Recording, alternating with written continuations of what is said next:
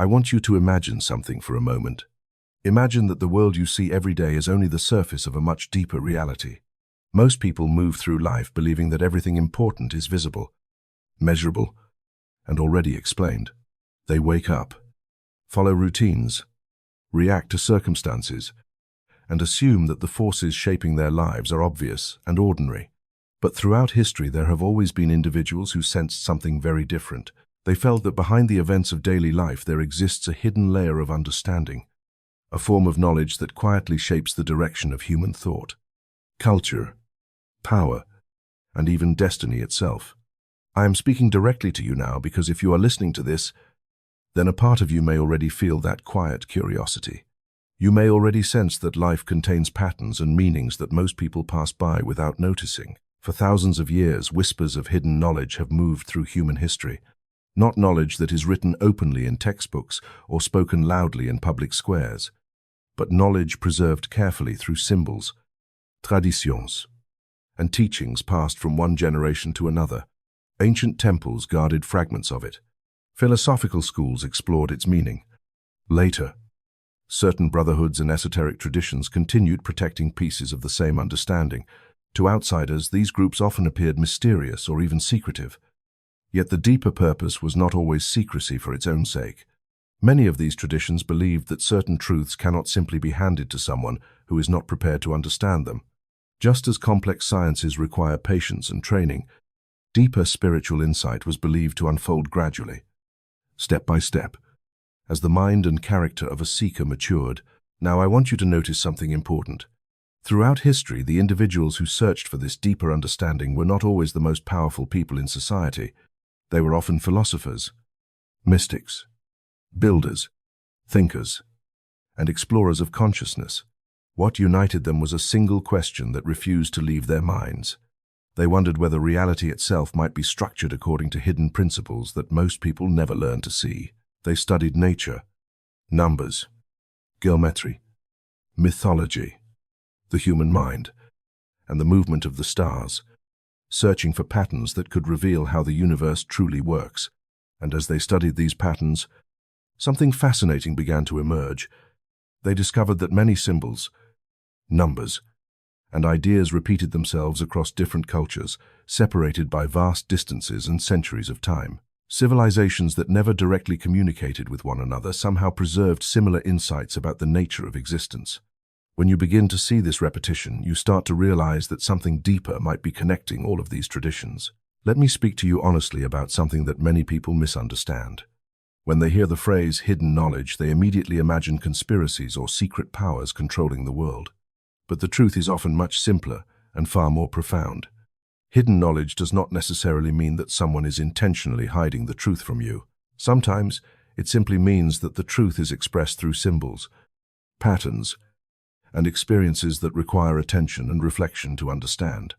Think about how a piece of music can contain emotion that cannot easily be explained in words.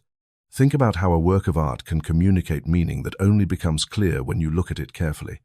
In the same way, many ancient teachings were designed to communicate wisdom through symbols rather than direct statements. The knowledge was not hidden behind walls.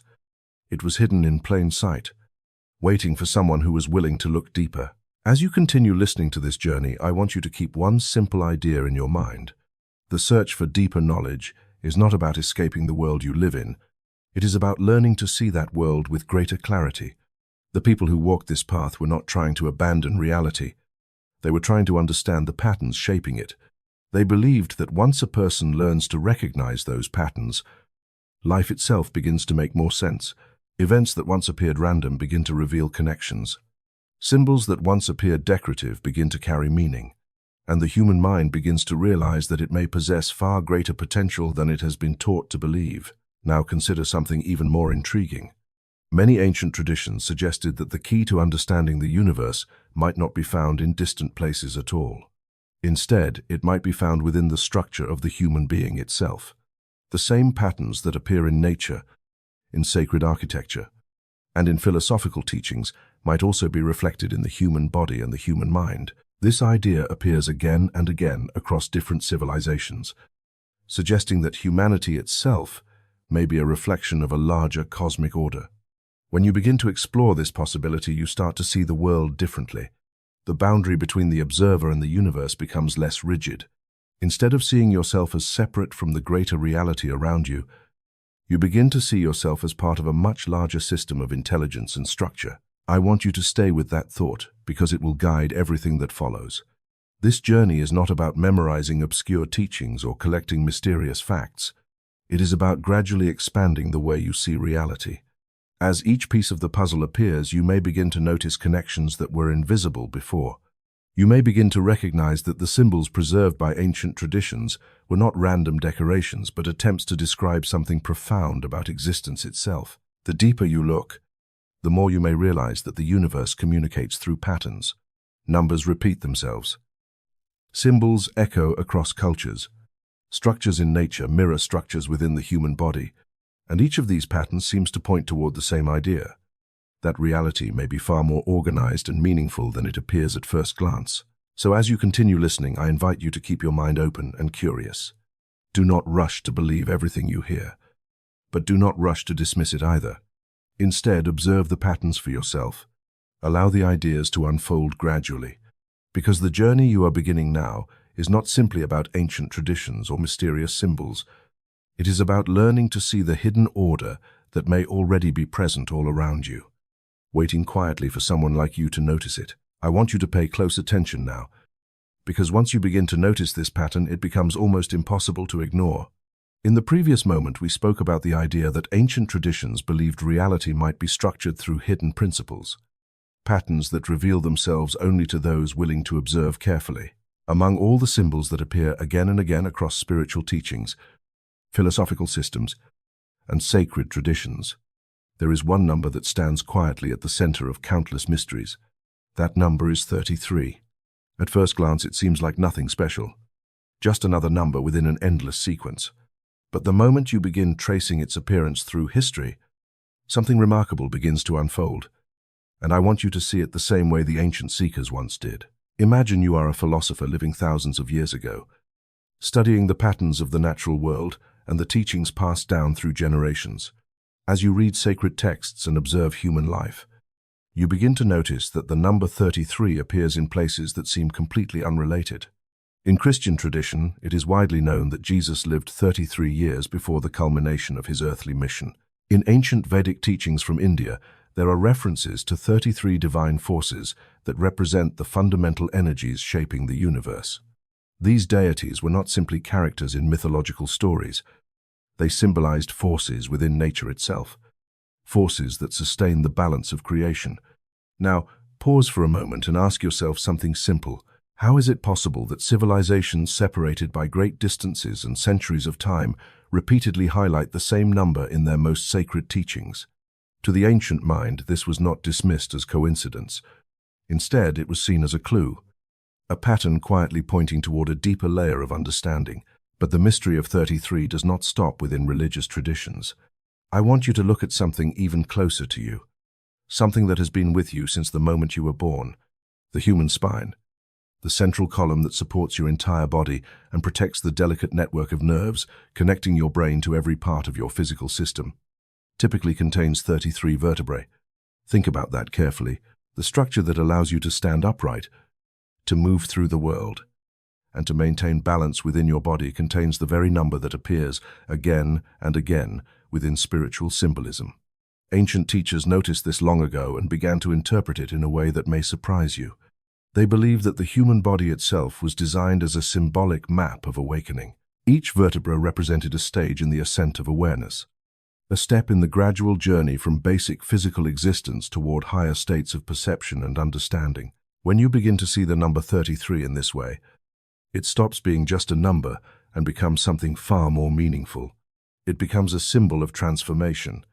The base of the spine represents the beginning of the journey, where consciousness is focused primarily on survival, physical needs, and the immediate world. As awareness evolves, as understanding deepens, the energy of consciousness symbolically moves upward through the spine, rising through different centers of perception until it reaches the highest level of awareness. This idea appears clearly in yogic traditions, where the awakening of spiritual energy is described as a rising movement through the central channel of the body.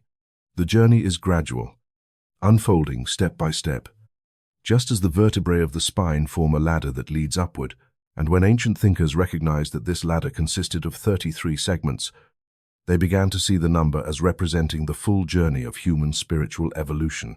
The appearance of the number 33 also plays an important role within certain philosophical brotherhoods that developed symbolic systems for personal growth and moral development. Within these traditions, the 33rd degree came to represent the highest recognition that could be granted to a member. But I want you to understand something clearly here.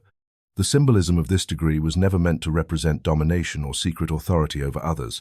Instead, it symbolized a level of understanding reached after years of reflection, discipline, and dedication to personal transformation. The individual who reached this stage was expected to embody wisdom, compassion, and responsibility. Knowledge alone was not enough. True mastery required the alignment of understanding with character.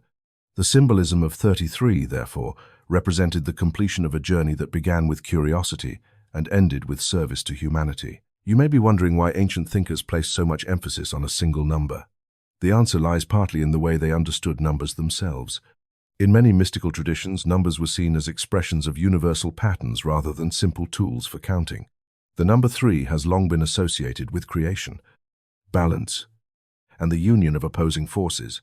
You see this idea in countless places: the past, the present, and the future, the body, the mind, and the spirit, the beginning, the middle, and the end.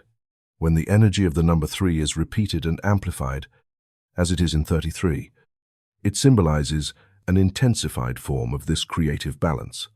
It suggests the merging of understanding and compassion, wisdom and action, insight and responsibility. This is why numerologists often refer to 33 as a master number, one that represents the highest potential of human consciousness. There are also curious observations made by researchers who study sacred geography and ancient architecture. Some have noted that many historical sites and cities associated with spiritual traditions appear near the 33rd parallel north, a line of latitude that crosses several regions rich in cultural and religious significance. Whether these alignments were intentional or simply the result of geographic coincidence remains a subject of debate. Yet the observation adds another layer to the enduring fascination surrounding the number. For those who believe the universe is structured through meaningful patterns, the recurrence of 33 across different dimensions of life feels less like randomness and more like a quiet signal embedded within the fabric of existence. I want you to understand something important here. The mystery of 33 is not about proving that the number possesses supernatural power. Instead, it is about recognizing how symbols can guide the human mind toward deeper reflection. When you begin noticing the same number appearing in religion, philosophy, anatomy, and symbolic traditions, your mind naturally begins to ask new questions. You start to wonder whether the universe might operate through patterns that connect the human body, the natural world, and the evolution of consciousness. And once that question enters your awareness, the way you look at reality begins to change. Instead of seeing life as a random sequence of events, you begin to suspect that there may be an underlying order quietly shaping everything around you. So as you listen to this story unfold, keep the number 33 in your thoughts, not as something mystical to worship, but as a symbol inviting you to observe more carefully. It is a reminder that patterns exist everywhere, in history, in nature, and even within your own body. When you begin to notice these patterns, you are taking the first step toward a different way of seeing the world, a way of seeing that the ancient seekers believed could lead to deeper understanding, greater awareness, and the possibility of awakening to the hidden architecture of reality itself. Now I want you to take the idea we just explored about the number 33 and bring your attention closer to yourself, much closer than most people ever think to look, because the mystery of this number does not exist only in ancient texts, sacred traditions, or symbolic teachings passed down through history. It also appears within your own body. I want you to imagine the structure that allows you to stand upright, to move through the world, and to carry the weight of your entire physical existence. That structure is your spine, the central column of your body, and as we mentioned earlier, it is formed by 33 vertebrae. But there is one part of that structure that ancient traditions paid very special attention to: a part of the spine that sits quietly at its base and yet holds profound symbolic meaning. This part is known as the sacrum. The word sacrum itself comes from the Latin phrase os sacrum, which literally means sacred bone. Even the ancient physicians who studied anatomy thousands of years ago recognized that this triangular bone at the base of the spine held unusual importance. It connects the spine to the pelvis, stabilizing the body and acting as a central anchor for movement and balance. But beyond its physical function, many spiritual traditions believed the sacrum represented something much deeper. They saw it as the resting place of a powerful inner energy, a dormant force waiting patiently for the moment when a person begins to awaken to higher levels of awareness. In yogic philosophy, this energy is often described as kundalini, a coiled serpent of consciousness resting quietly at the base of the spine. The image of a serpent may sound symbolic, but the meaning behind it is quite profound. It represents potential, the possibility that within every human being lies a force capable of transforming perception, understanding, and connection with the universe. I want you to think about that for a moment. Ancient teachers believed that every person carries within them a sleeping power, a form of awareness that remains hidden until the individual begins to look beyond the surface of life. They described this power as energy, not in the simple physical sense, but in a deeper sense that connects mind, body, and consciousness. According to these teachings, the sacrum is the gateway through which this energy begins its journey upward through the spine. As it rises, it passes through different centers of awareness, often referred to as chakras, each representing a stage in the expansion of consciousness. At the lowest levels, the mind is concerned with survival, security, and the physical world. But as awareness rises higher, the individual begins to experience new dimensions of understanding, intuition, creativity, compassion, and eventually a sense of unity with the greater reality around them. Now imagine how ancient thinkers must have felt when they noticed that the spine, the pathway for this symbolic ascent of consciousness, contained 33 vertebrae. To them, this was not a meaningless coincidence. Instead, it appeared as a beautifully ordered system, a ladder of transformation built directly into the human body. Each vertebra could be seen as a step in the gradual unfolding of awareness. The journey begins at the base of the spine, where consciousness is grounded in the material world. Step by step, the energy rises through the central channel, gradually expanding perception until it reaches the highest point of the spine near the skull, where many traditions believe the mind connects most directly with higher states of awareness. In this way, the body itself becomes a map of spiritual evolution, and the sacrum becomes the starting point of the entire journey. But there is another reason why the sacrum fascinated ancient traditions. In many cultures, it was believed that this bone retained a sacred quality even after death. Some early civilizations considered the sacrum to be indestructible or uniquely connected to the essence of life. Because of this belief, it sometimes appeared in burial rituals or symbolic teachings about rebirth and transformation. The idea was that the same point in the body where life energy begins, its ascent, might also represent the place where the essence of a person remains anchored beyond physical existence. Whether interpreted literally or symbolically, the message was clear. The sacrum was seen as more than anatomy. It was seen as a gateway between the physical and the spiritual aspects of human life. When you begin to understand the symbolism surrounding this bone, the number 33 takes on a new dimension of meaning. It is no longer simply a number appearing in religious traditions or philosophical systems. It becomes a reflection of the structure within your own body. The spine becomes a ladder, the vertebrae become steps, and the sacrum becomes the foundation of a journey that every human being has the potential to experience.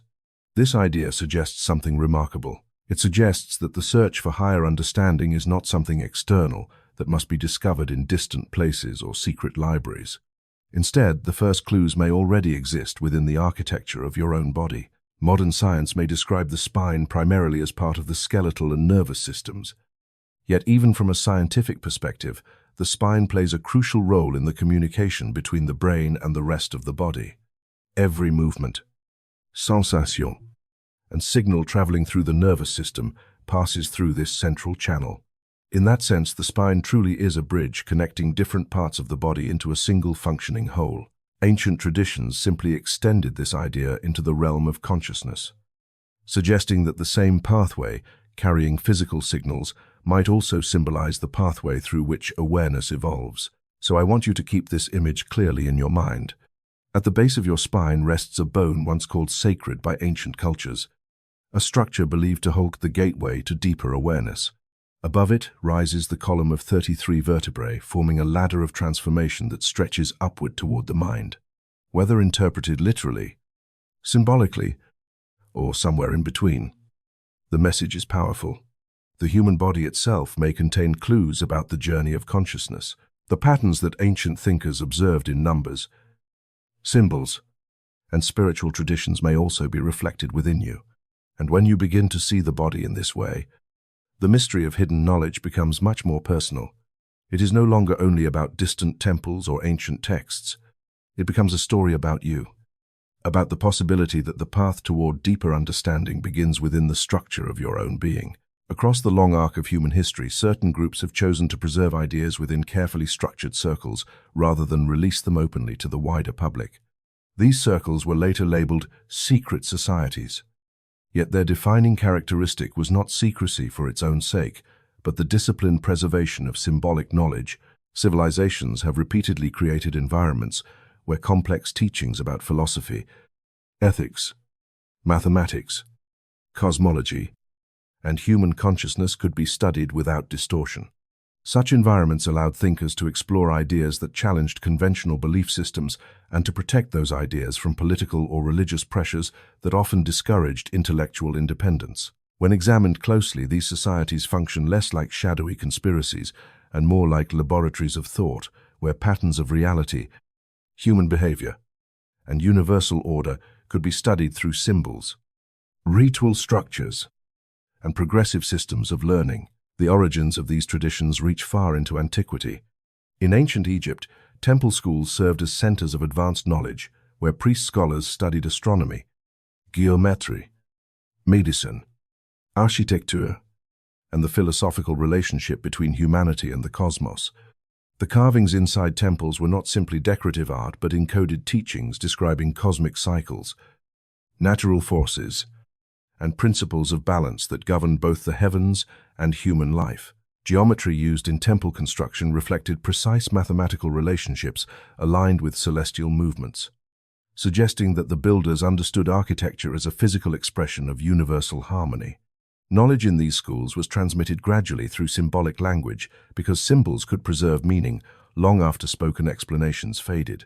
A geometric form carved into stone could survive for millennia, carrying philosophical ideas forward even when the original teachers were gone. This approach to preserving knowledge appeared again in ancient Greece, where philosophical brotherhoods formed around teachers who believed that numbers and patterns were the foundation of reality.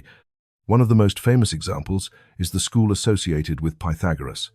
His followers studied mathematics, music, ethics, and metaphysical philosophy as parts of a unified system. They believed that numerical relationships governed harmony in music, proportion in architecture, and order in the cosmos. Students entering such communities underwent periods of preparation that included silence, discipline, and intellectual training before they were allowed to participate fully in deeper discussions. The goal was not exclusion, but transformation. Knowledge was seen as something that reshaped perception and character, and therefore required maturity and responsibility from those who received it.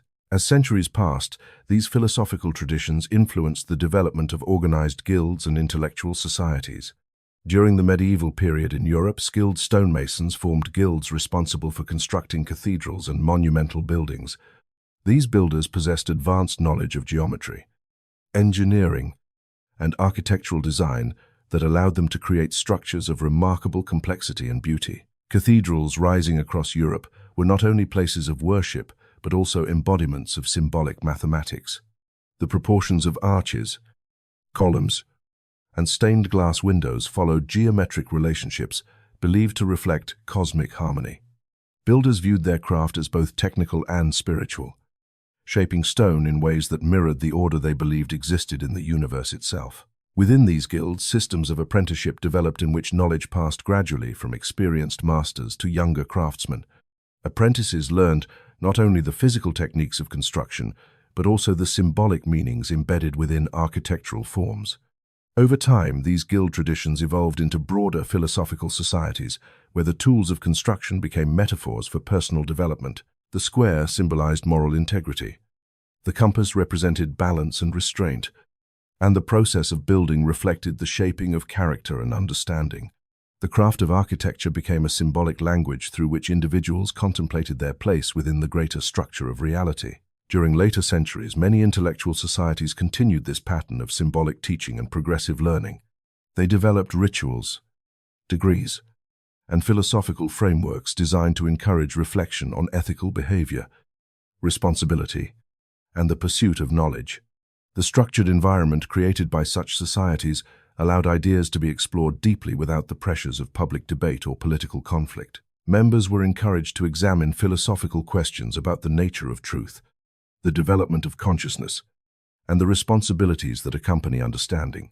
The gradual advancement through levels of learning mirrored the belief that wisdom unfolds step by step as individuals grow in both insight and maturity. Throughout the Enlightenment period, these intellectual communities played a quiet but significant role in shaping cultural and political thought. Many scientists, philosophers, writers, and statesmen participated in societies where ideas about liberty, reason, education, and human potential could be discussed openly among peers. In an era when rigid authority often restricted new thinking, these gatherings provided spaces for dialogue and experimentation with new concepts. The exchange of ideas within such circles helped inspire movements that emphasized rational inquiry, individual rights, and the expansion of scientific understanding. Their influence did not come from secret control of events, but from the gradual spread of philosophical ideas that encouraged societies to question old assumptions. Public fascination with secret societies has often focused on speculation about hidden power. Yet historical evidence more consistently reveals communities centered on learning, symbolism, and personal development. Rituals within these groups served as symbolic narratives, illustrating moral lessons and stages of human growth. Symbols offered a universal language capable of communicating ideas beyond the limits of ordinary speech. A simple geometric figure or a traditional emblem could carry layers of meaning that encouraged contemplation rather than passive acceptance. Through repeated reflection, individuals began to recognize patterns connecting human behavior, natural law, and the structure of the cosmos. The continued interest in these societies reflects a deeper curiosity within human nature. People sense that beneath the surface of political events and social structures lies a more fundamental layer of ideas shaping civilization. Philosophical communities across history attempted to explore this layer by studying patterns in nature, mathematics, architecture, and human consciousness. Their teachings suggested that civilizations flourish when individuals align their actions with principles of balance, wisdom, and ethical responsibility. When knowledge is pursued only for power or control, societies lose this balance. But when knowledge is combined with moral awareness, it becomes a force capable of guiding cultural progress. Understanding the role of these societies, therefore, requires shifting perspective away from sensational stories and toward the quieter reality of intellectual tradition. They functioned as networks through which philosophical insights traveled across generations. Symbols preserved knowledge when written explanations were lost. Ritual structures reinforced lessons about discipline and responsibility. Progressive learning systems ensured that deeper ideas unfolded gradually, rather than being misunderstood or misused. Through these methods, fragments of ancient wisdom continued influencing the development of thought long after the civilizations that first discovered those ideas had faded. Seen through this lens, secret societies become part of a broader human effort to understand existence itself. They represent communities dedicated to exploring how consciousness evolves, how symbols encode meaning, and how individuals can align their lives with deeper principles of order and harmony. Their presence across centuries demonstrates a consistent pattern in human culture. Whenever people begin asking profound questions about reality, small circles of thinkers gather to explore those questions more deeply.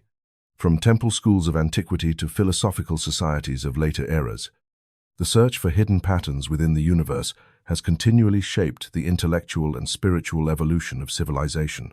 Freemasonry did not appear suddenly as a mysterious organization with complex symbols and layered teachings. Its roots reach back to a far more practical origin, the guilds of stonemasons who built the great cathedrals and monumental structures of medieval Europe. These craftsmen were among the most skilled workers of their time. Constructing enormous cathedrals required deep knowledge of geometry, engineering, and structural design, knowledge that was rare and highly valuable. Because of this, the stonemasons organized themselves into guilds that protected their techniques, shared their methods with trusted apprentices, and maintained a system of training that ensured the survival of their craft. Within these guilds, young apprentices learned step by step under the guidance of experienced masters, gradually developing the skill and understanding required to become master builders themselves. The structures these masons created were not simply functional buildings. The great cathedrals of Europe embodied precise mathematical relationships and geometric patterns that reflected a belief in cosmic order. Builders used proportion, symmetry, and sacred geometry to design spaces that inspired awe and contemplation. Light passing through stained glass, arches rising in perfect balance, and towers reaching toward the sky all followed deliberate mathematical principles. In this way, architecture became more than construction. It became a symbolic language that connected craftsmanship with philosophy and spirituality. The tools used by the mason, the square, the compass, the level, and the plumb line, gradually took on deeper meanings representing balance, integrity, and alignment with universal order. As the demand for massive cathedral construction declined toward the end of the medieval period, the role of operative stonemasons began to change. The guild structures remained, but they slowly opened their doors to individuals who were not professional builders. These new members were often scholars, philosophers, and thinkers interested in the symbolic and philosophical teachings associated with the craft. What began as a practical guild gradually transformed into a system of symbolic learning. The architectural tools and building metaphors that once described the shaping of stone began to represent the shaping of character and understanding. This transformation marked the transition from operative masonry, the physical craft of building, to speculative masonry, the philosophical tradition that would later become known as Freemasonry. Within this evolving system, the structure of degrees developed as a method for guiding members through stages of learning. The earliest and most fundamental levels became known as the 3 degrees of craft masonry: entered apprentice, fellow craft, and master mason. Each degree introduced symbolic lessons designed to encourage reflection on personal development, ethical conduct, and the pursuit of knowledge. The entered apprentice represented the beginning of the journey, a stage where the individual learns the basic principles of discipline, humility, and the importance of self-improvement. At this stage, the symbolic tools of the mason are introduced as metaphors for shaping one's character. Just as a rough stone must be carefully shaped before it can become part of a larger structure, the individual must refine their habits, thoughts, and actions before contributing meaningfully to society. The second degree, fellow craft, represents growth in understanding and intellectual development. Here, the symbolism expands to include the study of knowledge itself. In traditional teachings, this stage often emphasizes the liberal arts and sciences, suggesting that education and curiosity are essential parts of personal evolution. The individual is encouraged to explore the world more deeply, developing both intellectual insight and a sense of responsibility toward the broader human community. Learning becomes not merely a path to personal success, but a way to contribute to the advancement of civilization. The third degree, Master Mason, introduces the most profound symbolism within the foundational system. This stage explores themes of mortality, integrity, and the enduring nature of truth. Through allegorical storytelling, the teachings emphasize the idea that wisdom often emerges through challenge, perseverance, and reflection on life's deeper meaning. The Master Mason degree represents a turning point where knowledge and character begin to merge. It suggests that true mastery is not simply technical skill or intellectual knowledge, but the integration of wisdom with ethical responsibility. As Freemasonry continued to spread across Europe and later into other parts of the world, additional systems of degrees developed that expanded upon the original 3. Among the most prominent are the York Rite and the Scottish Rite. These systems introduce further layers of symbolic teaching that explore history, philosophy, and esoteric traditions from various cultures. The Scottish Rite in particular developed a sequence of degrees extending from the 4th through the 33rd degree. Each level builds upon earlier teachings, presenting new allegories, philosophical reflections, and symbolic interpretations designed to deepen understanding. The 33rd degree within the Scottish Rite is often viewed as the highest recognition within the system. Unlike the earlier degrees, which members actively pursue through study and participation, the 33rd degree is typically conferred as an honorary recognition for exceptional service, dedication, and contribution to the principles of the fraternity. Its symbolism represents the culmination of a journey through knowledge and responsibility. Rather than signifying power or authority, it is meant to acknowledge individuals who have demonstrated commitment to the ideals of wisdom, charity, and moral leadership. Throughout its development, Freemasonry has remained structured around the idea that knowledge unfolds gradually. Each stage reveals additional layers of symbolism that encourage members to reflect on the relationship between personal growth and universal principles. The architectural metaphor remains central throughout this system. Human character is described as a structure under construction, each lesson shaping the foundation upon which greater understanding can be built. Just as a cathedral requires careful planning, balance, and patience to complete, the development of wisdom requires time, discipline, and thoughtful reflection. One of the most distinctive features of Freemasonry is its reliance on symbolism rather than direct instruction. Symbols allow ideas to be interpreted in multiple ways depending on the insight of the individual contemplating them. A compass may represent restraint and balance. A square may represent moral integrity and fairness. The rough stone symbolizes the imperfect individual at the beginning of the journey, while the polished stone represents the refined character that emerges through self-improvement. Through repeated reflection on these symbols, members are encouraged to explore their own values, beliefs, and responsibilities within society. Freemasonry also emphasizes principles that extend beyond its symbolic teachings. Concepts such as brotherhood, charity, tolerance, and the pursuit of knowledge have long been central to its philosophy. Members are encouraged to contribute positively to their communities and to respect differences in culture, belief, and perspective. In this way, the organization has historically served as a meeting place for individuals from diverse backgrounds who share a commitment to ethical conduct and intellectual growth. When viewed within its historical context, Freemasonry appears less as a mysterious organization and more as a continuation of a long tradition of symbolic education. Its structure of degrees, allegories, and philosophical teachings reflects the same pattern seen in earlier temple schools and philosophical brotherhoods. Knowledge is transmitted through stages. Symbols communicate ideas beyond ordinary language, and the ultimate goal remains the development of wisdom and responsible action. The transformation from medieval guild to philosophical society illustrates how traditions evolve while preserving core principles. What began as a community of builders shaping stone eventually became a community of seekers shaping understanding, continuing the human effort to explore the deeper patterns that connect knowledge, character, and the structure of reality. Across many ancient traditions, the structure of reality has often been described through a simple but powerful symbol, the triangle. This geometric form appears repeatedly in philosophy, sacred architecture, and spiritual teachings because it represents balance between three fundamental dimensions of existence. Human life has long been understood not as a single layer of experience, but as the intersection of the physical world, the inner world of consciousness, and the higher principles that give meaning to existence. When these three dimensions align, a deeper harmony emerges. When they fall out of balance, confusion and fragmentation begin to shape the way people perceive themselves and the world around them. The first point of this sacred triangle represents the physical world, the realm of matter, action, and tangible experience. This is the world you move through every day. It includes the body, the environment, the structures of society, and the countless events that shape daily life. Ancient philosophers never dismissed the physical world as unimportant. Instead, they saw it as the visible expression of deeper forces. The body was not simply a biological machine, but a living structure through which consciousness interacts with the universe.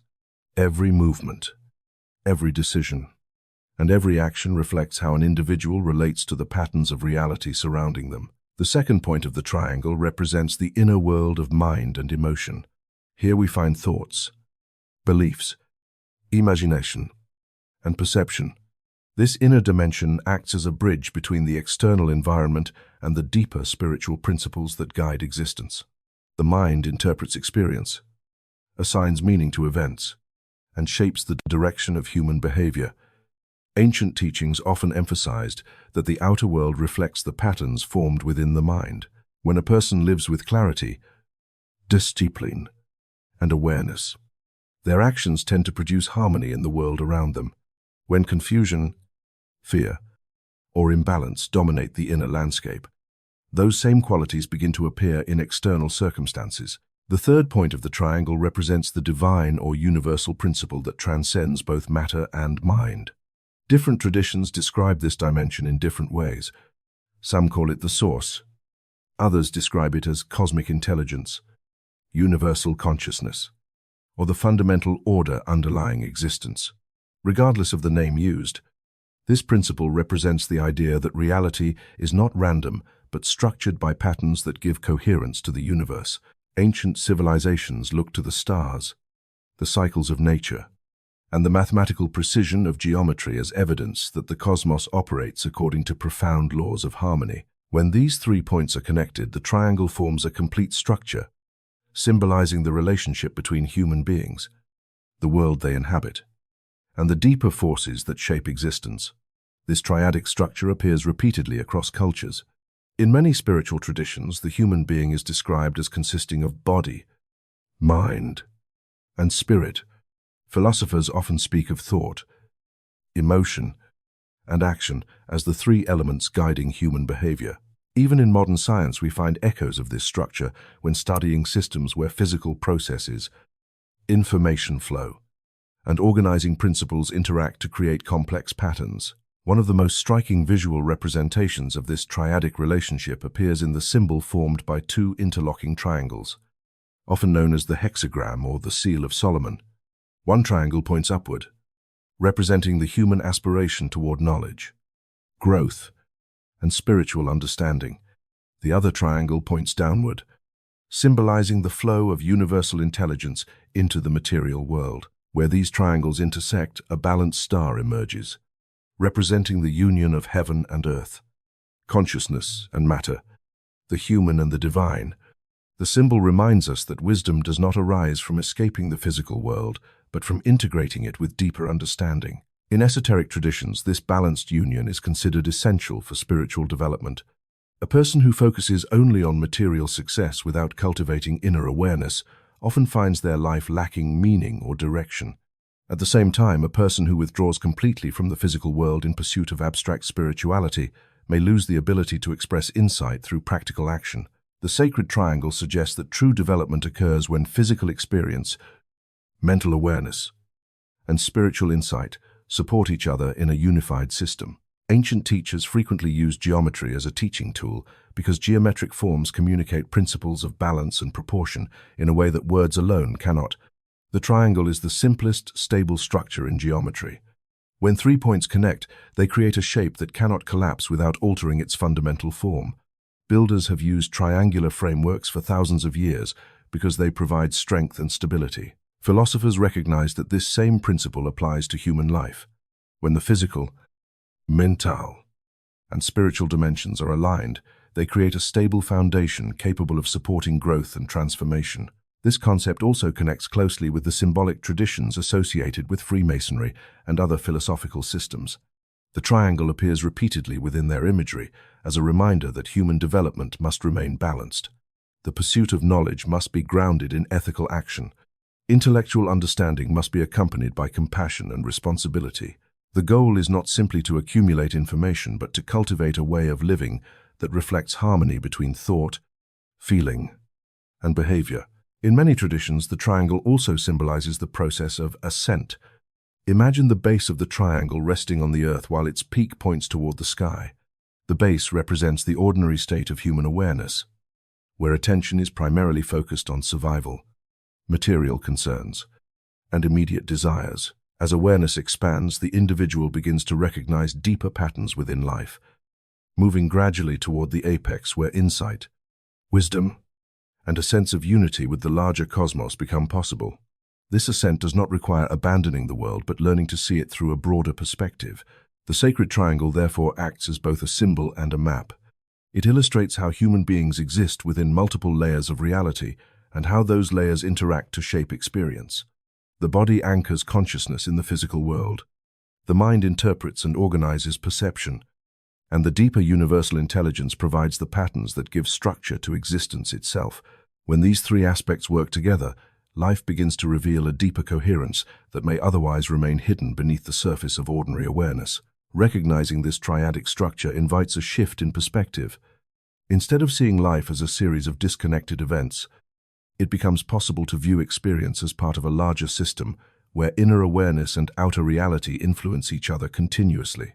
Every thought shapes perception, every action reflects inner belief, and every moment offers an opportunity to bring greater balance between the physical, mental, and spiritual dimensions of existence. Within that balance, the ancient symbol of the triangle continues to speak quietly across centuries, reminding humanity that harmony arises not from choosing one dimension of life over another, but from learning how all three can exist in alignment within the architecture of consciousness. Within the symbolic systems that emerged from Masonic philosophy, the idea of degrees was never intended to represent hierarchy in the ordinary sense of power or authority. Instead, the degrees form a map of development, a symbolic journey that reflects the gradual unfolding of awareness within the human mind. Each level introduces a new layer of reflection, inviting the individual to examine deeper questions about responsibility, knowledge, and the relationship between the self and the larger structure of reality. Among these degrees, the 33rd degree has captured particular fascination, often described as the highest recognition within the Scottish Rite tradition. Yet its meaning cannot be understood through the language of rank or status. Its symbolism represents culmination, the point where accumulated understanding transforms into a broader vision of unity between knowledge, character, and service to humanity. The number 33 appears repeatedly across many traditions long before it became associated with this degree.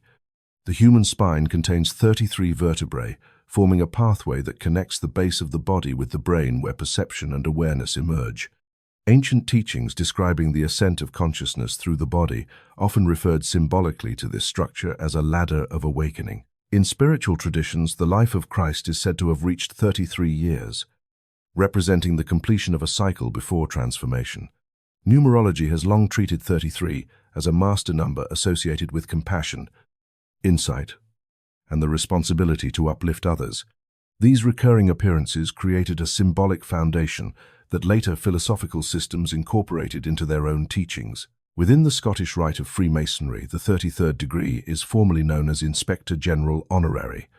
Unlike earlier degrees that members actively pursue through participation and study, this degree is typically bestowed in recognition of long service, dedication, and contribution to the principles of the fraternity. It is not a stage that grants secret authority over others, nor does it promise supernatural knowledge unavailable elsewhere. Its deeper meaning lies in the symbolic message it conveys. The journey through many degrees represents the refinement of understanding, while the 33rd degree symbolizes the moment when knowledge is expected to mature into wisdom expressed through action. To understand why this degree became such a powerful symbol, it helps to examine the philosophical structure that surrounds it. The earlier stages of Masonic teaching focus on shaping character and developing intellectual awareness. The apprentice learns discipline and humility. The fellowcraft explores knowledge and education. The Master Mason confronts the profound questions of mortality and moral responsibility. Additional degrees expand upon these themes by introducing allegories drawn from history, religion, and ancient philosophy. Each stage adds another perspective, encouraging individuals to recognize that wisdom is not a fixed destination, but an evolving process. By the time the symbolism reaches the 33rd degree, the focus shifts from personal development toward collective responsibility. Knowledge accumulated through study and reflection must now be applied in ways that benefit society. This idea appears repeatedly in philosophical traditions throughout history. Wisdom that remains confined to the individual serves little purpose. True understanding becomes meaningful only when it contributes to the well-being of others. In this sense, the 33rd degree represents not the end of a journey, but the beginning of a deeper obligation. The imagery associated with this level often includes one of the most striking symbols in Masonic tradition, the double-headed eagle, This emblem shows an eagle with two heads facing opposite directions while sharing a single body. The symbol has ancient origins long before its adoption within Freemasonry.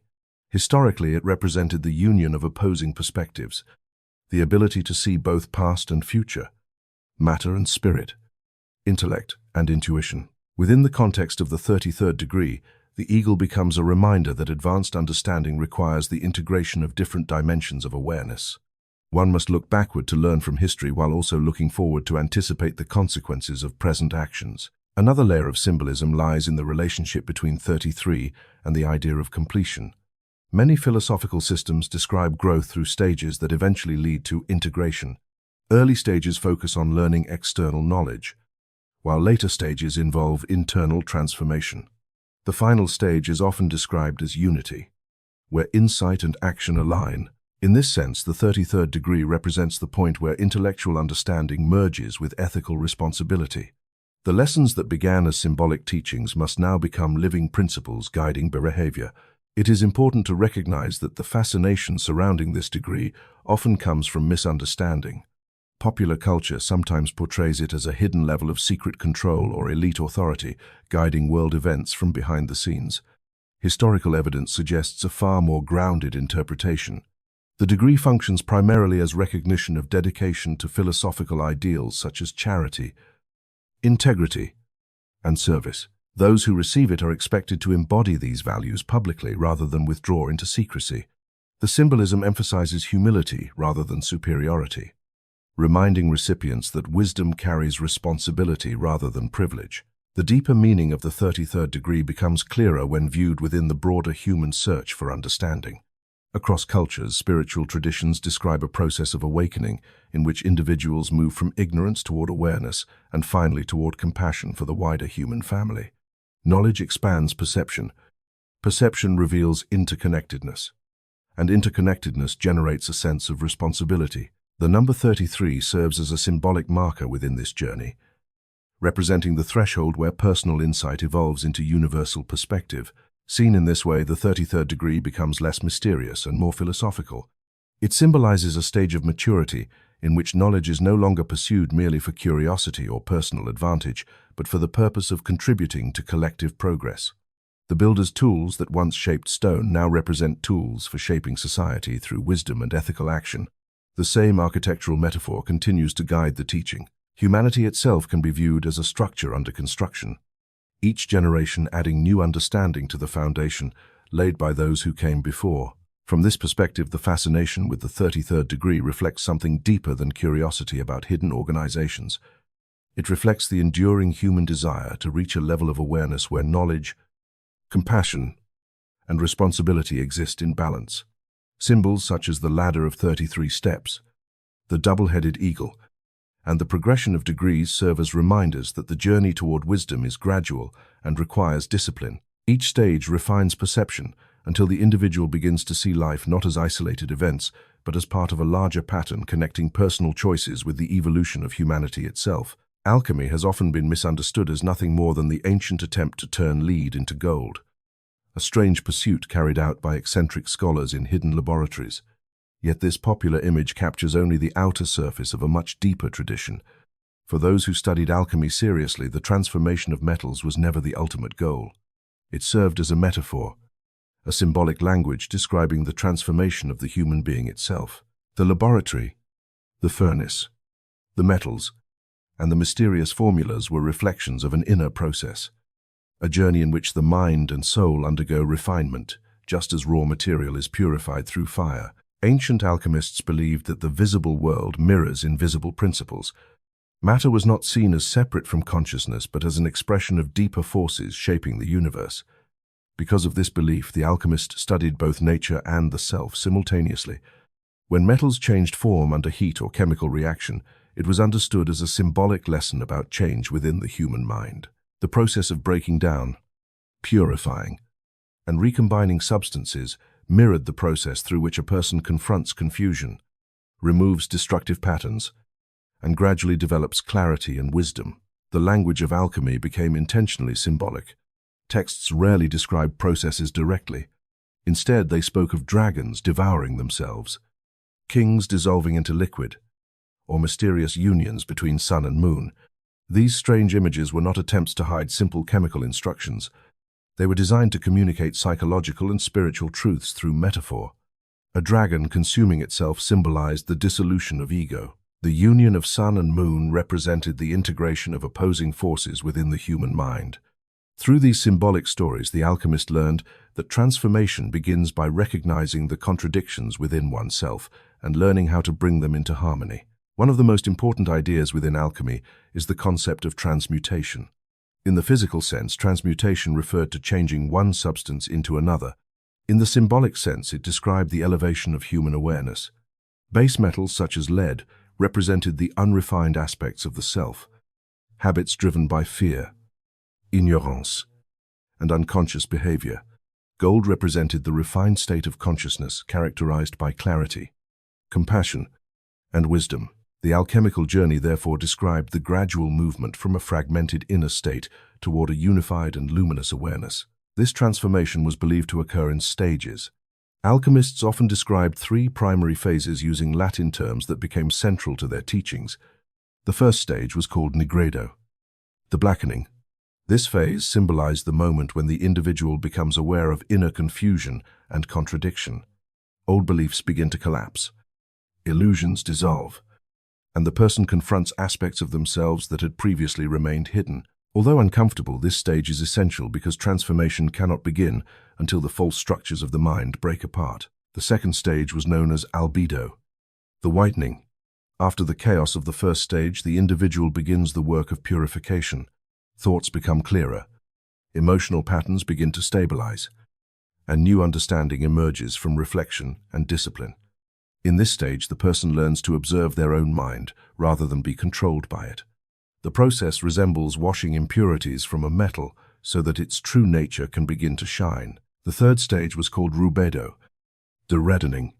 Here, transformation reaches its culmination. The purified elements of the self are reintegrated into a balanced whole. Awareness becomes stable, and creative energy flows more freely. The alchemist described this state as the birth of the philosopher's stone, the legendary substance said to perfect any material it touches. In symbolic terms, the philosopher's stone represents a state of consciousness where the individual understands the unity underlying all forms of existence. The famous phrase associated with alchemy, "as above, so below," expresses this principle clearly. The processes occurring in nature were believed to reflect processes occurring within the human mind. The structure of the cosmos mirrors the structure of consciousness. By studying patterns in nature, the alchemist learned lessons about inner transformation. The cycles of decay and renewal observed in the natural world revealed that destruction and creation are not opposites but stages within a single continuous process. Alchemy also influenced many philosophical traditions beyond its original historical context. Renaissance thinkers studied alchemical symbolism as a method of exploring the relationship between matter and spirit. Later, psychological theories drew upon its imagery to describe the integration of unconscious elements within the human mind. Even modern scientific thinking echoes the alchemical belief that transformation lies at the heart of reality. Physics shows that matter itself is constantly changing form through energy interactions. Chemistry reveals how substances combine and reorganize to create new structures. Although the language has changed, the underlying principle remains similar. Transformation is the fundamental law of existence. Within esoteric traditions, the symbolism of alchemy often appears alongside teachings about spiritual development. The process of refining metals becomes a metaphor for refining perception. Fire represents intense awareness capable of dissolving illusions. Water symbolizes the emotional depth required to soften rigid thinking. Air reflects clarity of thought and the ability to perceive patterns beyond immediate appearances. Earth represents stability and the grounding necessary to apply insight within everyday life. When these elements are balanced, the individual experiences a state of harmony, similar to the perfected gold described in alchemical writings. The connection between alchemy and systems of symbolic degrees, such as those found in philosophical societies, becomes easier to understand in this context. Just as alchemical transformation unfolds through stages, many traditions describe human development as a gradual ascent through levels of awareness. Each stage reveals deeper patterns and requires greater responsibility from the individual who receives that knowledge. The goal is never simply intellectual understanding, but the cultivation of character capable of embodying wisdom. Seen from this perspective, alchemy is less about laboratories and mysterious formulas and more about the transformation of perception. It teaches that the raw material of the human mind can be refined through discipline, reflection, and awareness. The lead of unconscious habits becomes the gold of clarity when subjected to the fire of honest self-examination. The alchemist's furnace therefore exists not only in ancient manuscripts, but within the inner life of every individual, willing to confront their limitations and transform them into insight. This is why alchemical texts often describe their work as the great work. The phrase does not refer to a single experiment, but to the lifelong effort of refining one's understanding and aligning it with the deeper order of the universe. The transformation they described was both personal and universal. By changing the quality of their own awareness, individuals contribute to the gradual evolution of human consciousness itself. In this way, the ancient art of alchemy continues to speak across centuries, reminding us that the most profound transformation does not occur in metal, but in the way a human being learns to see, to think, and to live in harmony with the hidden patterns shaping reality. Freemasonry presents its teachings through a structured system of degrees that symbolically represent the gradual development of human understanding. These degrees are not meant to create divisions between individuals, but to illustrate a journey of awareness that unfolds step by step. Each level introduces new symbols, new reflections, and new responsibilities. The structure mirrors a simple truth recognized in many philosophical traditions, that wisdom cannot be delivered all at once. It must emerge gradually as the individual becomes capable of interpreting deeper meanings within the symbols presented to them. The Masonic system therefore functions less like a hierarchy and more like a map guiding a person from foundational principles toward increasingly subtle insights about life, morality, and the nature of reality. At the center of this system stand the 3 degrees known as the Blue Lodge or Craft Masonry. These degrees form the essential foundation upon which all other teachings are built. The first of these is the degree of Entered Apprentice. In symbolic language, this stage represents the beginning of the journey, the moment when an individual steps onto the path of conscious self-development. The Entered Apprentice is often compared to a rough stone freshly taken from the quarry. It possesses potential but remains unrefined. Through discipline, humility, and reflection, the individual begins the process of shaping this stone into something more precise and purposeful. The symbolism emphasizes the importance of character, self-control, and the recognition that personal growth begins with acknowledging one's own imperfections. The second degree, known as Fellowcraft, represents the expansion of knowledge and intellectual curiosity. If the first degree focuses on shaping character, the second focuses on shaping the mind. In this stage, the individual is encouraged to explore the liberal arts and sciences, subjects that historically included mathematics, geometry, music, astronomy, rhetoric, and philosophy. These studies were believed to refine the intellect and reveal patterns underlying the natural world. The Fellowcraft is therefore not only a student of knowledge, but also a seeker of harmony between reason and intuition. The symbolism suggests that education is not merely the accumulation of facts, but a process through which the mind learns to perceive deeper order within the universe.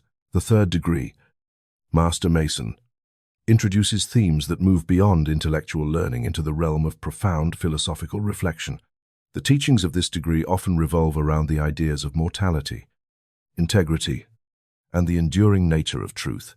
Through allegorical stories, the initiate confronts the reality that life contains both creation and destruction, growth and loss. The symbolism encourages the individual to consider how values such as loyalty, courage, and honesty endure, even when circumstances change. In this sense, the Master Mason degree marks the transition from intellectual development toward wisdom grounded in experience and moral responsibility. While these 3 degrees form the core of Freemasonry, many members choose to continue their exploration through additional systems that expand upon the original teachings. 2 of the most prominent are the York Rite and the Scottish Rite. These systems introduce further degrees that explore historical narratives, philosophical symbolism, and spiritual themes drawn from multiple cultural traditions. Their purpose is not to replace the foundation of the Blue Lodge, but to deepen understanding by offering new perspectives on the symbols already encountered. The York Rite builds upon the original teachings through a sequence of additional degrees, often associated with biblical and historical symbolism.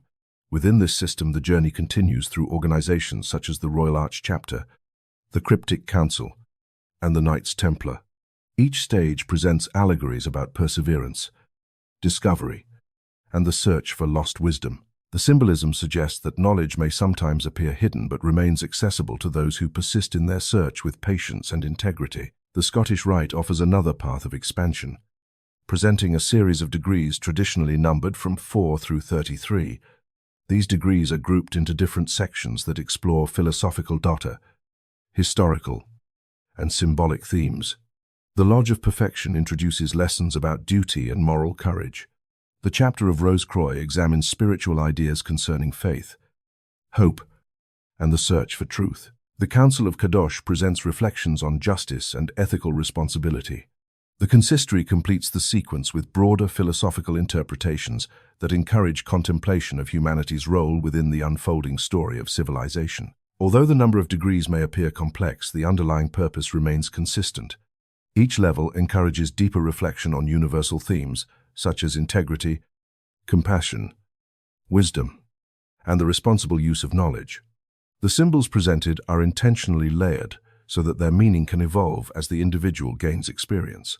A symbol encountered in an early degree may reveal entirely new interpretations when revisited later, with greater understanding. This gradual unfolding reflects an ancient educational principle recognized across many traditions. Wisdom develops through stages that parallel the growth of awareness.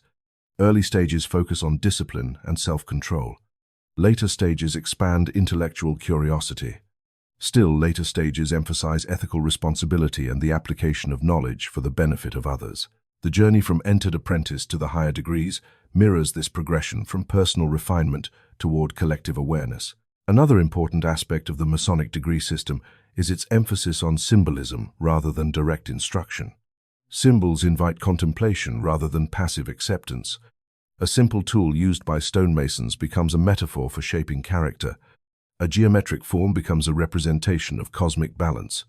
The initiate is encouraged to reflect upon these images and discover their meaning through personal insight rather than memorizing fixed interpretations. This approach transforms learning into an active process in which understanding grows through experience and reflection. The structure of degrees also reinforces the idea that knowledge carries responsibility. As individuals progress through the system, they are reminded repeatedly that wisdom should lead to service rather than personal advantage. Charity, brotherhood, and respect for humanity become central themes. The teachings emphasize that a society flourishes when individuals use their understanding to support the well-being of others rather than seeking power for themselves. Seen as a whole, the Masonic degree system resembles a symbolic staircase ascending through levels of awareness.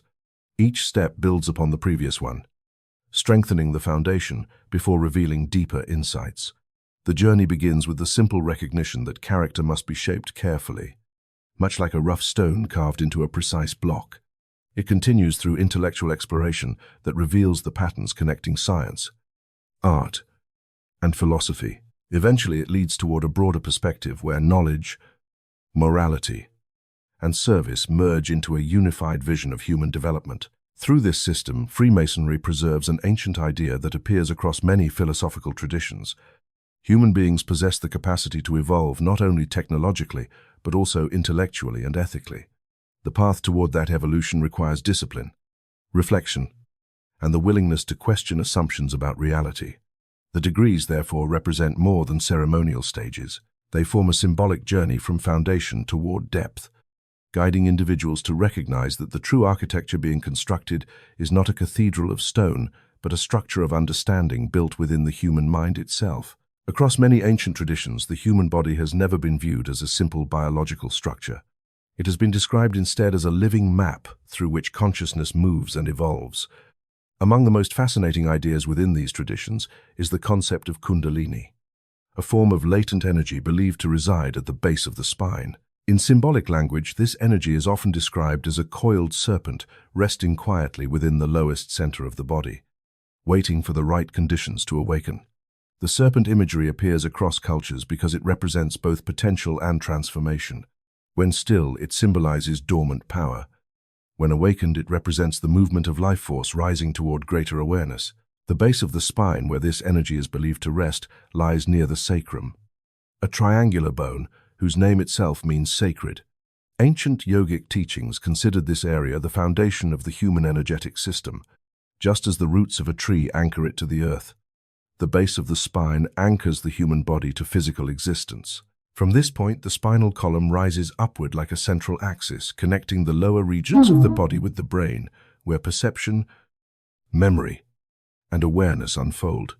Many traditions have recognized the symbolic importance of this vertical structure, describing it as a pathway through which energy and consciousness can ascend.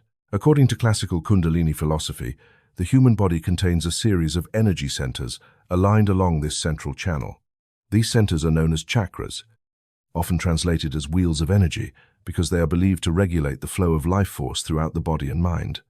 Each chakra corresponds not only to physical regions of the body, but also to psychological states and aspects of consciousness. When these centers function in harmony, the individual experiences clarity, emotional balance, and heightened awareness. When they become blocked or imbalanced, the flow of energy becomes restricted, leading to confusion, emotional turbulence, or a sense of disconnection.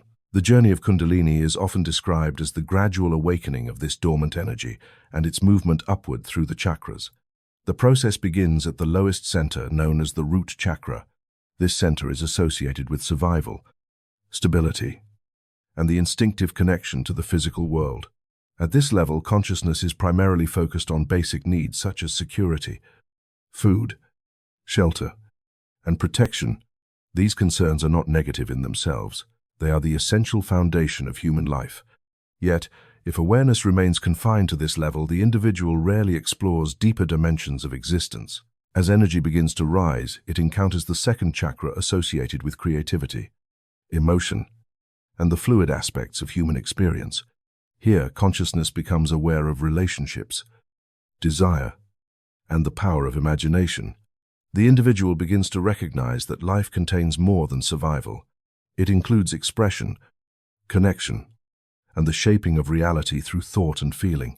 This stage introduces the possibility that human experience can expand beyond instinctive reactions into creative participation with the world.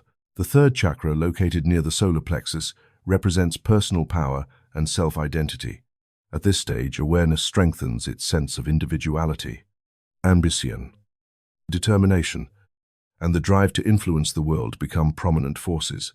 Many people spend much of their lives navigating this level where personal success, recognition, and achievement shape motivation. When balanced, this energy produces confidence and leadership. When imbalanced, it can lead to excessive control or attachment to ego. As the rising energy reaches the fourth chakra at the center of the chest, a profound shift begins to occur. This chakra is associated with the heart and represents compassion, empathy, and the ability to recognize unity with others. The individual begins to understand that personal power alone cannot create lasting fulfillment. True growth involves the capacity to care for others and to see life through perspectives beyond the self. Many spiritual traditions describe this stage as the awakening of love, not as a romantic emotion, but as a fundamental awareness of interconnectedness. The journey continues toward the fifth chakra, located in the throat region. This center governs communication, expression, and the alignment between inner truth and outward speech. When energy flows freely through this center, individuals begin to express their insights clearly and authentically. Communication becomes not merely the exchange of information, but a reflection of inner clarity. The voice becomes an instrument through which thought, emotion, and purpose align. Higher still lies the sixth chakra, often associated with intuition and perception. Located near the center of the forehead, this chakra symbolizes the awakening of deeper insight beyond ordinary reasoning. The individual begins to perceive patterns connecting experiences that once appeared separate. Awareness expands beyond immediate sensory input into a broader understanding of how events interconnect across time and circumstance. Many traditions refer to this stage as the opening of the inner eye, a metaphor for the ability to see beyond surface appearances. The final stage of the ascent occurs at the crown chakra, located at the top of the head. Here, the symbolism suggests the complete integration of consciousness with universal awareness. Rather than experiencing life as a series of isolated events, the individual perceives existence as a unified field of interconnected processes. The separation between self and universe begins to dissolve. What remains is a profound sense of clarity, peace, and participation within the larger structure of reality. The connection between the ascent of Kundalini and the structure of the spine has fascinated scholars across both spiritual and symbolic traditions. The spine contains 33 vertebrae forming the central support of the body.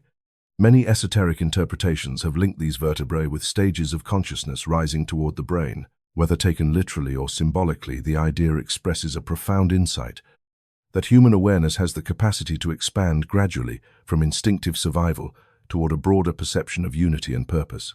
Practices associated with Kundalini awakening often include meditation, breathing exercises, and disciplined attention to both physical and mental states.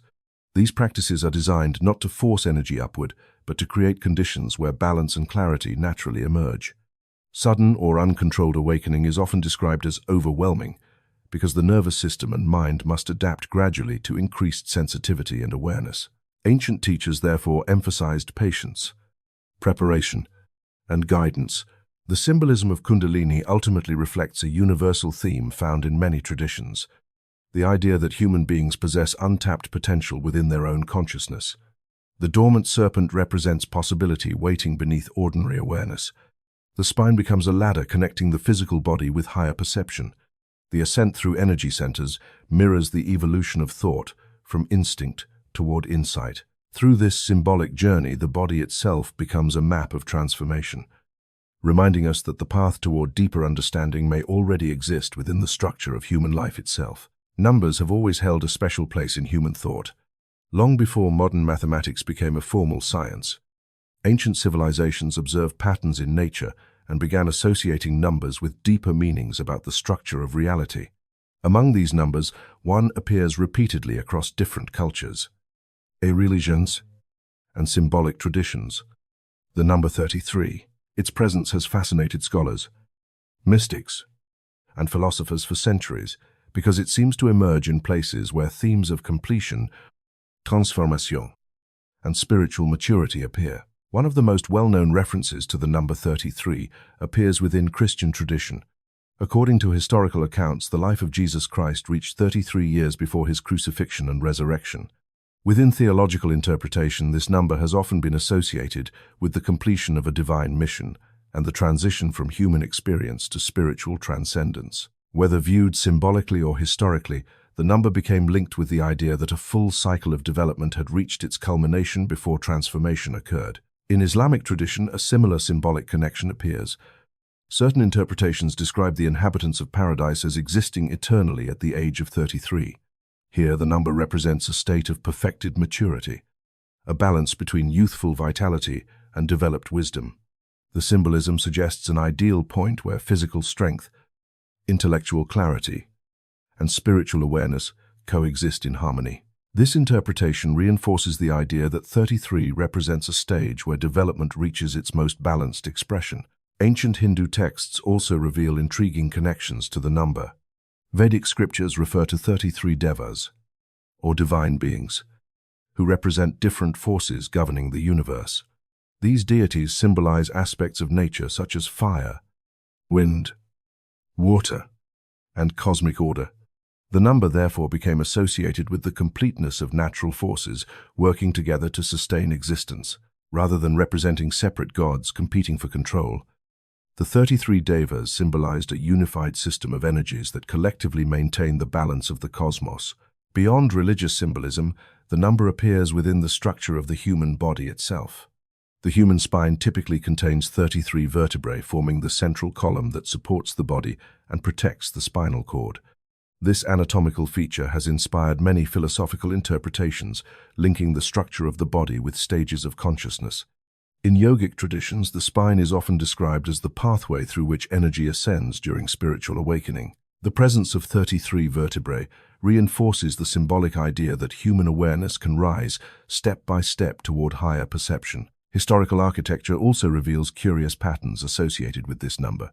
Some researchers have observed that several ancient monuments and sacred sites appear near the 33rd degree of latitude, north or south. While not every example fits perfectly within this pattern, the observation has fueled speculation that ancient builders intentionally aligned structures with geographic positions believed to carry symbolic or astronomical significance. Whether these alignments were deliberate or coincidental remains debated. Yet the recurrence of the number continues to intrigue those who study historical symbolism. In modern institutions, the number occasionally appears in unexpected contexts as well. The United Nations emblem displayed on its flag is divided into 33 sections representing the continents and oceans of the world. Although the design likely arose from artistic considerations rather than numerological intention, it demonstrates how the number continues to emerge in contemporary symbols connected to global unity and cooperation. Such occurrences add another layer to the ongoing fascination surrounding its presence. Within philosophical traditions and systems of symbolic teaching, the number 33 has often been associated with mastery or completion of a developmental process. Numerology classifies it as a master number alongside 11 and 22. These numbers are believed to carry amplified symbolic significance, representing higher states of awareness and responsibility.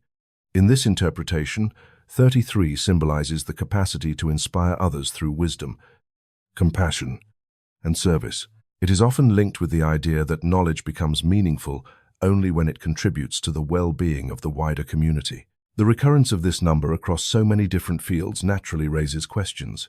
Some observers interpret these patterns as evidence of a hidden design underlying history and culture. Others suggest that human beings possess a natural tendency to notice patterns and assign meaning to them, even when no intentional connection exists. Both perspectives reveal something important about the human mind. Our perception constantly searches for relationships between events, symbols, and structures in order to make sense of the complexity surrounding us. The concept of synchronicity provides one possible framework for understanding these patterns. Synchronicity refers to meaningful coincidences that appear connected even when no direct causal relationship can be identified. When the same number appears repeatedly in different contexts, it can create the impression that hidden relationships exist beneath the surface of ordinary events. Whether these connections arise from cosmic order or from the pattern-seeking nature of human perception remains open to interpretation. What is undeniable, however, is that numbers often serve as symbolic bridges linking mathematics, philosophy, and spirituality. They allow abstract ideas to be expressed in precise form while also carrying metaphorical meaning that invites contemplation. The number 33 illustrates how a simple numerical value can become a symbol reflecting themes of growth, balance, and completion across multiple cultures. In philosophical traditions, the repeated appearance of this number is often interpreted as an invitation to reflect on stages of development within human life. Just as the spine contains 33 vertebrae supporting the body's vertical structure, the journey of awareness may unfold through stages that gradually elevate perception. Each step represents new understanding. Each level reveals deeper patterns connecting the individual with the wider universe. The fascination with 33 therefore extends beyond curiosity about coincidence. It reflects humanity's desire to discover order within the apparent complexity of existence. When a number appears in sacred texts, biological structures, historical symbols, and philosophical teachings, it invites deeper examination of the relationships connecting these domains, whether the pattern emerges from intentional design or from the interpretive nature of human thought. It continues to inspire reflection about how meaning emerges within the structures we observe. Seen from this perspective, the repetition of 33 becomes less about mystery and more about awareness. It reminds us that numbers can act as markers pointing toward patterns that might otherwise remain unnoticed. They encourage exploration of the relationships between science, culture, and spiritual philosophy. Most importantly, they reveal how human beings continually search for harmony within the structures of the world around them. The number itself may be simple, but the ideas it inspires reach far beyond arithmetic into the deeper question that has guided thinkers throughout history. Whether the universe itself is organized according to patterns waiting to be understood by those willing to observe them closely. Throughout history, the idea of hidden knowledge has fascinated the human mind. Whenever a tradition preserves teachings within symbols, rituals, or limited circles of study, speculation naturally follows. People often assume that secrecy must conceal something extraordinary, perhaps forbidden truths capable of altering how we understand the world. Yet the reality behind most forms of esoteric knowledge is more subtle and far less dramatic than popular imagination suggests. Hidden knowledge is rarely hidden because it contains dangerous power. More often, it is protected because complex ideas can easily be misunderstood when taken out of context. Without preparation, symbolic teachings intended to guide reflection may instead generate confusion or distortion. In many philosophical traditions, knowledge is revealed gradually not to exclude people, but to protect the integrity of understanding itself. Imagine encountering advanced mathematics without first learning basic arithmetic. The information would appear meaningless or even misleading. The same principle applies to symbolic and philosophical teachings, ideas about consciousness, moral responsibility, and the structure of reality often require a foundation of intellectual discipline and emotional maturity. Without that foundation, individuals may interpret metaphors literally, exaggerate symbolic meaning, or project their own assumptions onto teachings that were never meant to support those interpretations. This gradual approach to knowledge explains why many traditions use symbols rather than direct explanations. A symbol acts like a mirror, reflecting the level of understanding possessed by the person contemplating it. To a beginner, it may appear simple or decorative. To someone who has studied the surrounding philosophy, it may reveal layers of meaning that unfold over time. The symbol does not change. What changes is the awareness of the observer. In this way, symbolic language allows teachings to remain accessible while still protecting deeper interpretations from careless misuse. However, the presence of secrecy has often led to misunderstanding. When knowledge is partially hidden, people tend to fill the gaps with speculation. Over centuries, this tendency has produced countless myths about secret societies controlling governments, manipulating global events, or guarding supernatural powers. Such narratives may be exciting, but they rarely reflect historical reality. Most organizations associated with esoteric traditions function primarily as communities of learning and reflection. Their rituals and symbols are designed to encourage personal development rather than political influence. The secrecy surrounding them often exists simply to preserve the integrity of their educational methods. Misinterpretation can also arise from within the traditions themselves. Individuals who encounter symbolic teachings may begin to believe that they possess exclusive knowledge unavailable to the rest of humanity. This belief can create a sense of superiority that contradicts the ethical principles many of these traditions emphasize. Wisdom becomes distorted when it is treated as a badge of status rather than a tool for understanding. The deeper message contained in most philosophical systems is not that knowledge makes one superior, but that it creates responsibility to act with greater awareness and compassion. The responsibility to interpret knowledge correctly, therefore, becomes essential. Philosophical teachings are rarely instructions that can be applied mechanically.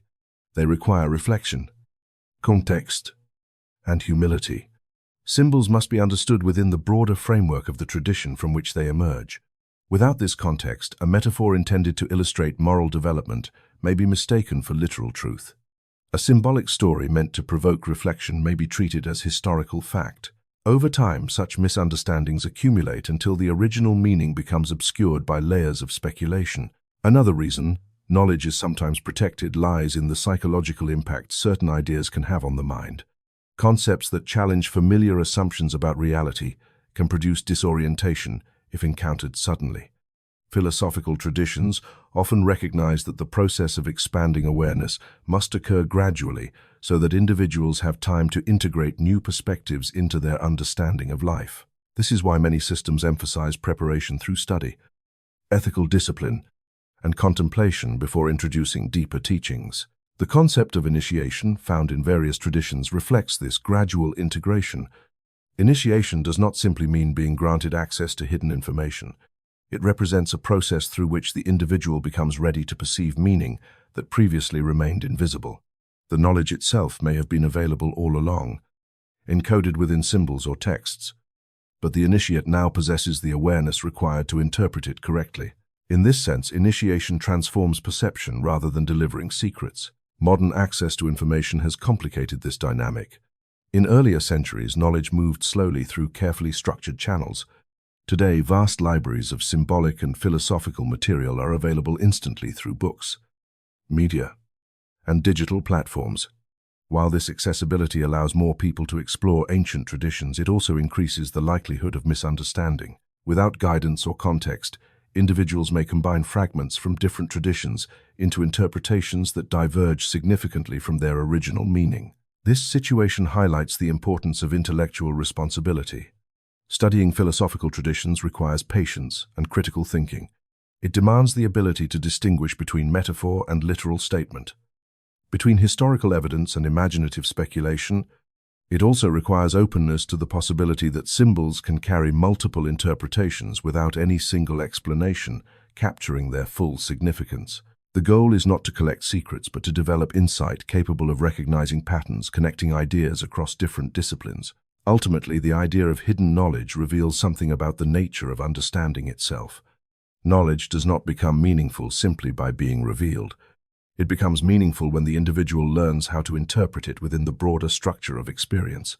Symbols preserved across centuries invite reflection rather than obedience. They encourage the observer to ask questions, explore connections, and recognize that wisdom often emerges through sustained contemplation rather than sudden revelation. Seen from this perspective, the responsibility associated with knowledge becomes clear. The presence of secrecy within philosophical traditions should not be viewed as evidence of manipulation or exclusion. Instead, it reflects an awareness that ideas possess power only when they are understood properly. Protecting the context in which those ideas are explored helps preserve their integrity across generations. When approached with curiosity balanced by discipline, the study of symbolic traditions becomes not a search for hidden power, but an invitation to develop deeper awareness of how thought, perception, and responsibility shape the human experience. Symbols have always served as one of the most powerful languages through which human beings attempt to describe the structure of reality. Long before complex written explanations existed, civilizations communicated philosophical and spiritual ideas through images, geometric patterns, and symbolic figures. These symbols were not merely decorative art. They functioned as visual representations of principles that govern both nature and human consciousness. Among the most striking of these symbols is the double-headed eagle, an image that appears in several historical traditions and later became strongly associated with the highest levels of certain philosophical systems. At the same time, the study of sacred geometry developed as another symbolic language through which thinkers attempted to understand the mathematical harmony underlying the universe. Together, these two traditions reveal how symbols and geometry form a bridge between visible form and invisible meaning. The double-headed eagle is one of the oldest symbols representing balance between opposing perspectives. In its simplest form, the image shows a powerful eagle with two heads facing opposite directions while sharing a single body. This design has appeared throughout history in civilizations ranging from ancient Anatolia to the Byzantine Empire and later European heraldry. The reason for its enduring presence lies in the philosophical idea it expresses. The two heads symbolize the ability to perceive multiple dimensions of reality at the same time. One head looks toward the past while the other faces the future. One represents material awareness while the other symbolizes spiritual insight. The body unites these perspectives, suggesting that true wisdom arises when apparently opposing viewpoints are integrated rather than separated. Within symbolic traditions, the eagle itself carries deep meaning. Throughout many cultures, the eagle has been associated with vision, elevation, and the ability to rise above ordinary perspective. Eagles soar high above the earth, observing landscapes from heights that reveal patterns invisible from the ground. In symbolic language, this ability represents expanded awareness. The individual who develops insight learns to see beyond immediate circumstances and recognize the broader patterns shaping events. When the eagle is depicted with two heads, the message becomes even more profound. It suggests a level of awareness capable of perceiving both the visible world and the deeper forces guiding it. In philosophical systems that adopted the double-headed eagle, the symbol often became associated with the culmination of knowledge. At advanced levels of understanding, the individual is expected to reconcile apparent opposites. Logic and intuition must work together.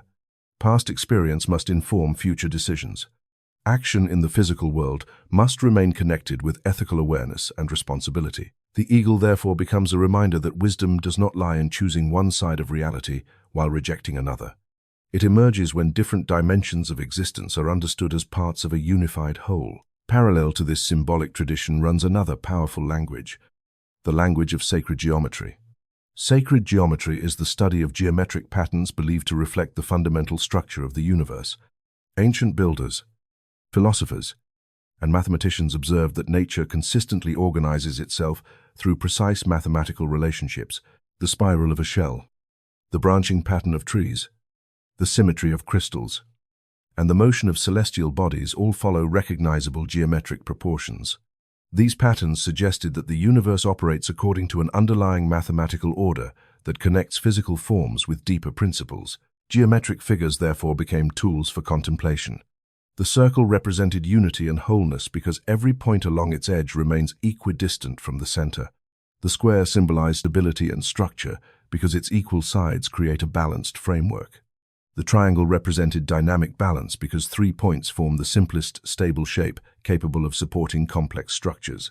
When these shapes combine, they generate more intricate patterns that appear throughout nature and architecture. One of the most famous geometric symbols studied within sacred geometry is the star formed by 2 interlocking triangles. This figure appears in many traditions and is often interpreted as the union of opposite forces. One triangle points upward, representing aspiration, growth, and the movement of consciousness toward higher understanding.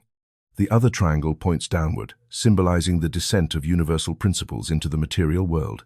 Where the two intersect, a balanced star emerges, representing harmony between heaven and earth, mind and matter, the human and the cosmic. Ancient architecture frequently incorporated these geometric relationships into the design of temples, monuments, and sacred spaces. Builders believed that structures aligned with harmonious proportions could create environments that resonated with natural order. Cathedrals, pyramids, and temples across different cultures reveal consistent use of geometric ratios that produce visual balance and structural stability. These designs were not chosen randomly. They reflected the belief that geometry provides a universal language connecting mathematics, art, and spiritual philosophy. Sacred geometry also encourages a particular way of observing the world. Instead of viewing nature as chaotic, it invites the observer to notice repeating patterns that appear at multiple scales. A spiral galaxy resembles the spiral of a seashell. The branching of rivers resembles the branching of veins within the human body. Crystals form shapes based on precise molecular arrangements. These patterns suggest that the same mathematical principles operate throughout the universe, from the smallest structures to the largest cosmic formations. When the symbolism of the double-headed eagle is considered alongside sacred geometry, a deeper philosophical message begins to emerge. The eagle teaches the importance of expanded perception, the ability to observe reality from multiple perspectives simultaneously. Sacred geometry provides the patterns that such perception begins to reveal. Together, they illustrate how human understanding evolves. At first, the world appears fragmented and chaotic. Gradually, patterns begin to emerge through observation and reflection. Eventually, these patterns reveal connections linking physical structures, mathematical relationships, and philosophical ideas about balance and harmony. Symbols such as these survive across centuries because they communicate ideas that remain relevant regardless of cultural context. A geometric pattern can be understood visually even when language barriers exist. A symbolic image can inspire reflection without requiring complex explanation. This ability to transmit meaning through form allows knowledge to travel across generations, even when historical circumstances change dramatically. The language of symbols, therefore, functions much like a bridge connecting different domains of knowledge. Mathematics describes patterns quantitatively. Philosophy explores their meaning. Art and architecture express them visually. Spiritual traditions use them to illustrate principles of balance and transformation. When these perspectives converge, a richer understanding of reality begins to unfold. Through the study of symbols such as the double-headed eagle and the geometric patterns found throughout nature, humanity continues to explore an ancient question. Is the universe governed by underlying principles of harmony that can be recognized through observation and reflection? Sacred geometry suggests that mathematical relationships form the architecture of existence. Symbolic imagery reminds us that understanding these relationships requires expanded awareness capable of seeing beyond immediate appearances. Together, they form a visual language through which the universe appears to communicate its hidden order to those willing to observe carefully and think deeply about the patterns surrounding them. Ritual has existed in nearly every civilization throughout human history. From ancient temples to modern cultural traditions, rituals have served as structured actions through which individuals and communities engage with ideas larger than themselves. At first glance, a ritual may appear to be nothing more than a repeated ceremony, a sequence of gestures, words, and symbolic movements performed according to tradition. Yet beneath the surface, ritual functions as a powerful psychological and philosophical tool designed to guide transformation within the human mind. It creates a structured environment where ordinary perception shifts and deeper reflection becomes possible. The power of ritual begins with its ability to separate a moment from the ordinary flow of daily life. Human experience normally moves quickly from one task to another, rarely allowing time for deep contemplation. Ritual interrupts that pattern. Through specific actions, symbolic objects, and intentional repetition, it signals that something meaningful is taking place. The environment changes, the pace slows, attention becomes focused, and the participant enters a state of heightened awareness. In this way, ritual acts as a doorway between everyday activity and reflective consciousness. Ancient traditions recognized that the human mind responds strongly to symbols, sound, movement, and rhythm. Rituals, therefore, combine these elements deliberately. Words spoken in a certain order create narrative meaning. Gestures performed with intention reinforce emotional engagement. Lighting, music, or incense stimulate the senses and encourage concentration. When these elements come together, they create an immersive experience capable of influencing perception at a deeper level than ordinary conversation.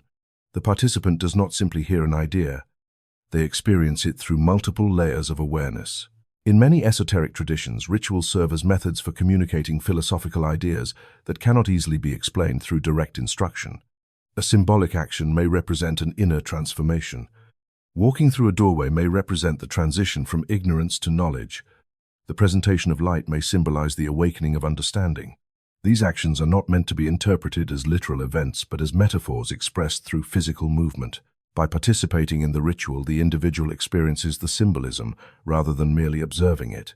Freemasonry provides one example of how ritual can be used as a structured teaching method.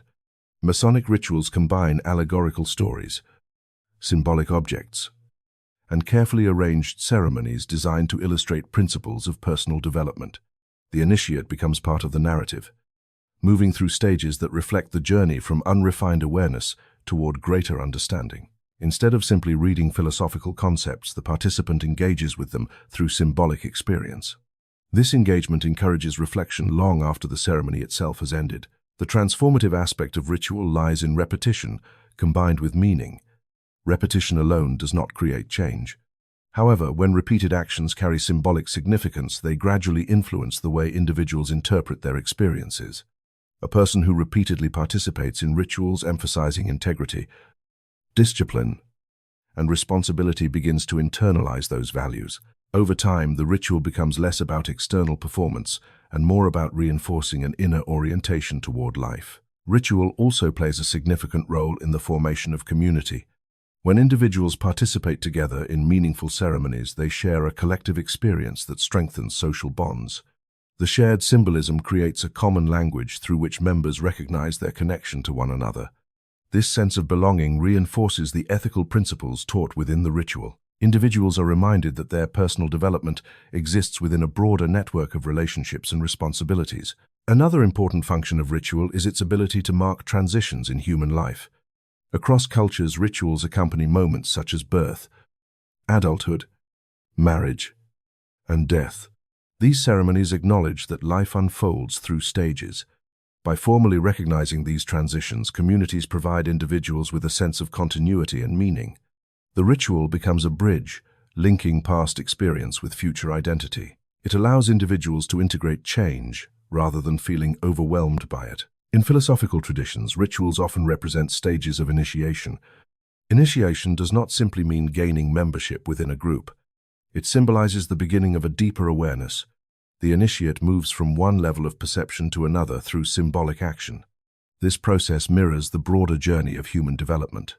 Just as a student progresses through levels of education, the initiate progresses through stages of insight. Ritual provides a structured framework guiding that progression.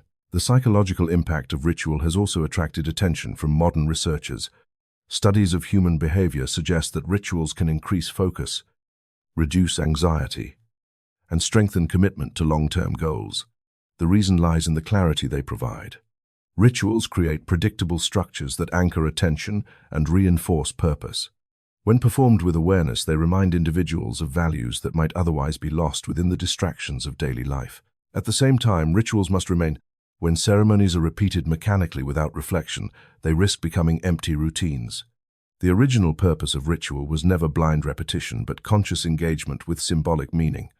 Each action within a ritual represents an invitation to reflect on personal behavior and responsibility. When participants approach rituals with awareness, they become tools for continual growth rather than static traditions preserved for their own sake. The relationship between ritual and transformation can also be seen in many spiritual practices around the world. Meditation, prayer, chanting, and mindful breathing all follow structured patterns similar to ritual. These practices focus attention, regulate emotion, and gradually reshape perception. Through repetition, they train the mind to observe itself more clearly. The result is often a shift in awareness, where individuals begin to recognize patterns of thought and behavior that previously remained unconscious. Ultimately, ritual reveals an important insight about human nature. Understanding rarely occurs only through intellectual explanation. It often emerges through experience, reflection, and symbolic engagement. Ritual creates a space where these elements converge. By combining action, symbol, and meaning, it transforms abstract ideas into lived experiences that resonate within memory and emotion. Seen from this perspective, ritual becomes far more than ceremony. It becomes a method through which knowledge moves from theory into personal awareness. Each gesture, each word, each symbolic act serves as a reminder that transformation does not occur suddenly. It unfolds gradually through repeated engagement with ideas that challenge perception and expand understanding. When approached with intention, ritual becomes a powerful instrument, guiding the human mind toward greater clarity, responsibility, and harmony with the deeper patterns shaping life. Across many cultures, separated by geography and time, there appears a powerful symbol known as the cosmic tree. This image describes a great tree whose roots reach deep into the earth while its branches extend upward into the heavens. Ancient traditions used this symbol to illustrate the structure of the universe itself. The roots represented the hidden foundations of existence. The trunk symbolized the world of human experience, and the branches reaching toward the sky represented higher realms of awareness and spiritual understanding. Although the details varied between cultures, the central idea remained remarkably consistent. The universe was imagined as an interconnected structure, linking different levels of reality through a single living axis. In Norse mythology, this symbol appeared as Yggdrasil, the world tree connecting the realms of gods to omens and the underworld. In many Asian traditions, a similar idea existed in the form of the tree of life, representing the pathway through which energy and consciousness move between earth and heaven. Even within ancient philosophical traditions of the Middle East and Europe, the concept of a cosmic tree appeared repeatedly as a representation of the universe organized around a central axis. The persistence of this symbol suggests that ancient thinkers perceived a structural relationship between the natural world and the development of consciousness. One of the most fascinating interpretations of the cosmic tree appears when it is compared to the structure of the human body. The human spine rises vertically from the base of the body to the skull in a form strikingly similar to the trunk of a tree. Nerves branch outward from the spinal column like branches spreading from a central trunk, carrying signals throughout the body that regulate movement, sensation, and awareness. This anatomical resemblance led many philosophical traditions to view the human spine as a miniature representation of the cosmic tree itself, a living axis connecting the physical body with the higher functions of consciousness. The human spine normally consists of 33 vertebrae forming the central support structure of the body. These vertebrae create a vertical ladder through which signals travel between the brain and the rest of the nervous system. In symbolic interpretations, this structure has often been compared to stages of awareness ascending step by step toward higher perception. Just as the branches of the cosmic tree reach toward the sky, the vertebrae of the spine rise toward the brain where thought, imagination, and conscious reflection take place. Ancient yogic traditions express this idea through the concept of energy rising along the spine during spiritual awakening. According to these teachings, the base of the spine contains dormant energy waiting to be activated through disciplined practice and self-awareness. As this energy ascends, it passes through different centers along the spinal column, each associated with specific aspects of consciousness, such as survival, creativity, personal power, compassion, communication, intuition, and expanded awareness. The journey upward mirrors the growth of a tree whose life begins hidden within the soil before rising toward sunlight. This comparison between the spine and the cosmic tree illustrates an important philosophical principle. Human beings exist simultaneously within the physical world and within the world of consciousness. The body anchors awareness within material existence, yet the mind possesses the ability to reflect, imagine, and explore ideas beyond immediate sensory experience. The vertical structure of the spine becomes a powerful metaphor for this connection. It represents the pathway through which instinctive awareness can evolve gradually into deeper understanding. The number 33, therefore, acquires additional symbolic meaning when associated with the spine. Each vertebra can be imagined as a step in a ladder of development.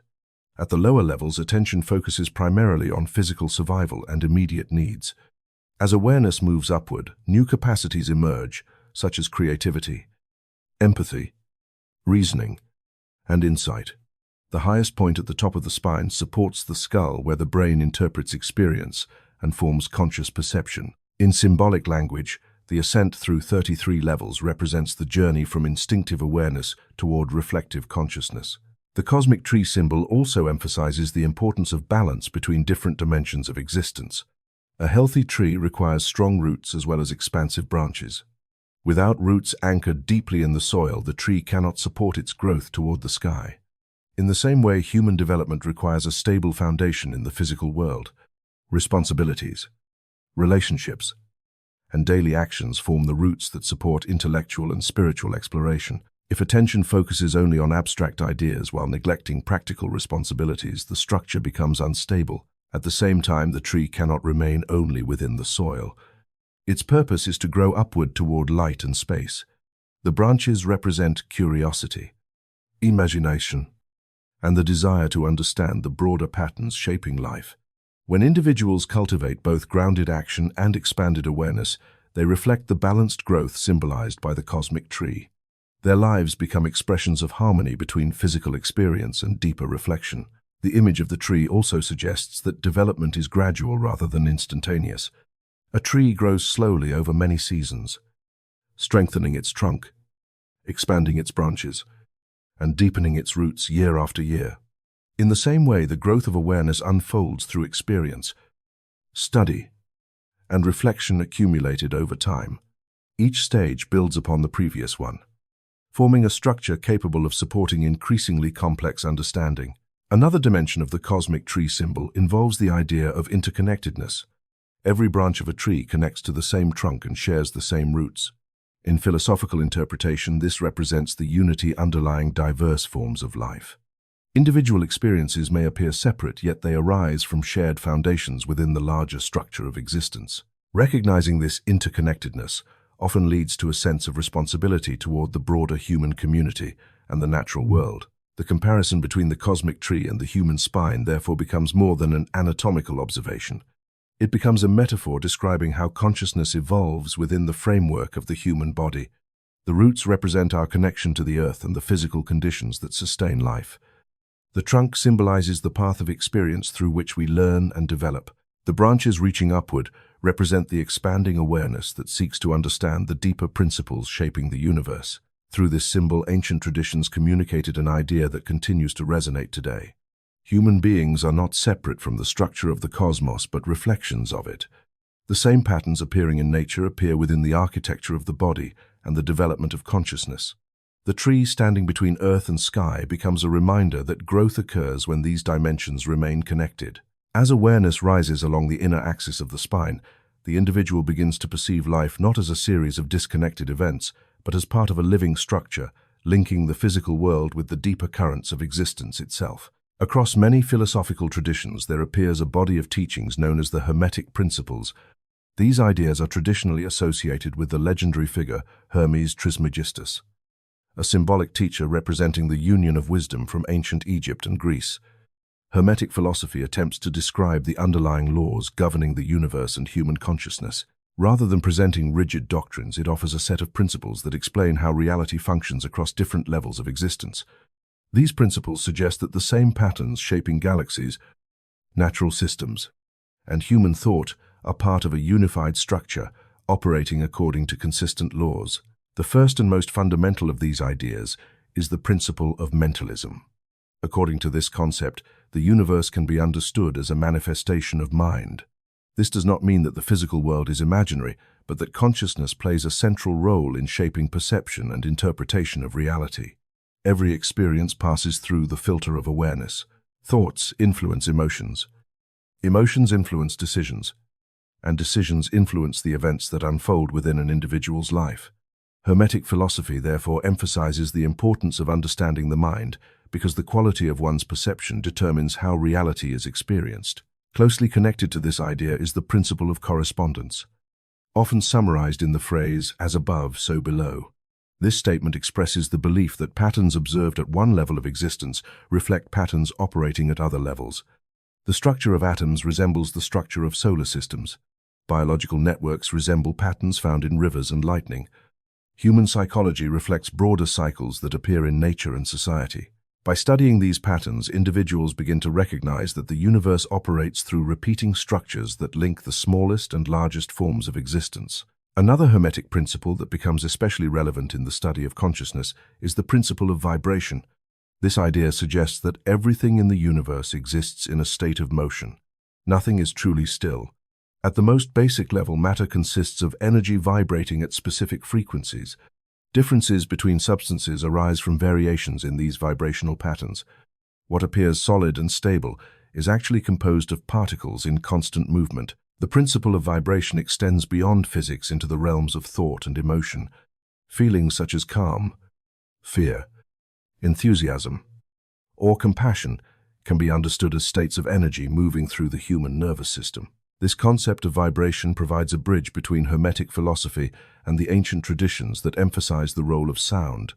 Sound is one of the most direct ways in which vibration becomes perceptible.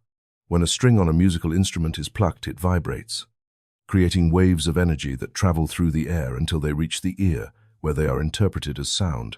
In the same way, spoken words, chant, and musical tones generate vibrations capable of influencing emotional and mental states. Across cultures, spiritual traditions have long used sound as a tool for focusing awareness. In Hindu practice, the syllable Om is regarded as a primordial vibration, representing the underlying resonance of the universe. In Buddhist traditions, mantras are repeated rhythmically to steady the mind and cultivate concentration. In Western monastic traditions, Gregorian chants fill large stone cathedrals with sustained tones that encourage contemplation and calm reflection. Despite cultural differences, these practices share a common insight. Sound can influence consciousness by organizing attention and synchronizing mental rhythms. Modern research in neuroscience has begun to explore similar ideas through the study of brainwave patterns. Different mental states correspond with different electrical rhythms within the brain. Deep relaxation often corresponds with slower waves known as alpha or theta rhythms, while intense concentration produces faster beta activity.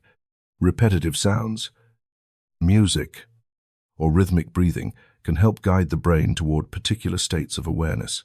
Although ancient practitioners described these effects using symbolic language about vibration and harmony, the underlying principle appears consistent with contemporary understanding of how sensory input affects neural activity. Hermetic philosophy also includes the principle of polarity, the idea that apparent opposites are actually extremes of the same spectrum. Heat and cold represent different degrees of temperature. Light and darkness represent different degrees of illumination. In human experience, emotions such as love and fear can be understood as movements along a continuum of perception. Recognizing this relationship allows individuals to shift perspective rather than feeling trapped by rigid oppositions. What appears as conflict may simply reflect imbalance between complementary forces. The principle of rhythm expands upon this idea by suggesting that all processes move through cycles. Seasons change, tides rise and fall, civilizations grow and decline, and even personal moods fluctuate according to patterns of activity and rest. Understanding these rhythms encourages patience and perspective. Difficult periods often represent transitions within larger cycles rather than permanent conditions. When individuals recognize the presence of rhythm within their lives, they become better able to navigate change without losing balance. Another key concept is the principle of cause and effect. Every action produces consequences that influence future conditions. Nothing occurs without a preceding cause, even if the chain of events leading to that outcome remains hidden from immediate observation. Hermetic teachings emphasize personal responsibility within this framework. By becoming aware of how thoughts, emotions, and actions create patterns over time, individuals gain the ability to influence the direction of their own development. The final traditional principle is often described as the principle of gender, not referring simply to biological differences but to complementary creative forces present throughout nature. In symbolic language, masculine energy represents initiative, to structure and direction, while feminine energy represents receptivity, intuition, and the capacity to nurture growth. Both aspects exist within every individual and every system. Balance between them allows creativity and understanding to emerge. When these Hermetic principles are considered together, they form a framework describing reality as a dynamic system of interconnected processes. Consciousness influences perception. Patterns repeat across different scales. Energy vibrates continuously. Opposites form complementary relationships. Cycles guident transformation. Actions produce consequences. Creative forces emerge through balanced interaction. These ideas combine to suggest that the universe operates through harmony between motion, structure, and awareness. Sound and vibration become especially meaningful within this framework because they illustrate these principles in tangible form. A single musical tone demonstrates vibration. Harmony between notes illustrates balance between frequencies. Rhythm organizes sound into cycles that guide emotional response. Through sound, the invisible movement of energy becomes audible and experiential.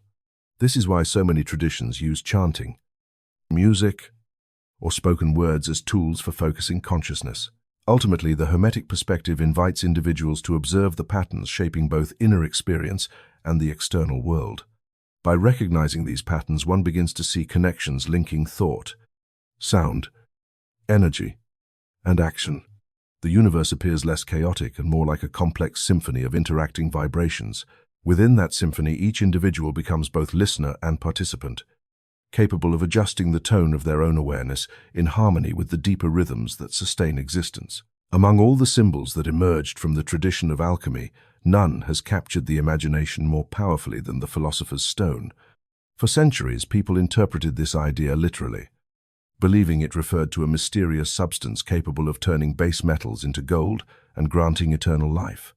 Yet the deeper meaning behind this symbol was never about physical transformation alone. Within the language of alchemy, the philosopher's stone represents the culmination of a long inner process through which the human being refines perception, character, and awareness until a new level of understanding becomes possible. The legendary stone was therefore not simply an object sought in laboratories, but a metaphor for the highest stage of personal and spiritual transformation. Alchemists described their work as the great work, a phrase that referred to the gradual process of purifying both matter and consciousness. The laboratory became a symbolic reflection of the inner world. Just as metals could be heated, dissolved, purified, and recombined, the human mind could undergo a similar sequence of transformation. Old habits, fears, and illusions represented the impure substances that had to be broken down before something more refined could emerge. The philosopher's stone symbolized the final stage of this work, the moment when the chaotic elements of the personality had been reorganized into harmony and clarity. The path toward this transformation was never described as easy or immediate. Alchemical writings often used dramatic imagery to illustrate the stages of change. The first stage involved dissolution, where the solid structures of identity begin to break apart. In practical life, this stage often appears as moments of crisis, confusion, or intense questioning. Beliefs that once seemed certain no longer provide satisfying answers. The individual begins to recognize contradictions between their values and their actions. Although uncomfortable, this stage is necessary because transformation cannot occur until the rigid patterns of the mind loosen their hold. Following this dissolution comes purification. In the alchemical laboratory, purification involved separating useful elements from impurities through careful processes of heating and filtering. In psychological terms, purification involves observing one's own thoughts and behaviors with honesty. Habits driven by fear or unconscious reaction are gradually replaced with more deliberate choices. This stage requires patience and discipline because the mind often returns to familiar patterns even after recognizing their limitations. Over time, however, the individual develops greater clarity and stability. The final stage of the great work involves reintegration. After dissolution and purification, the refined elements must be brought together into a new and balanced structure.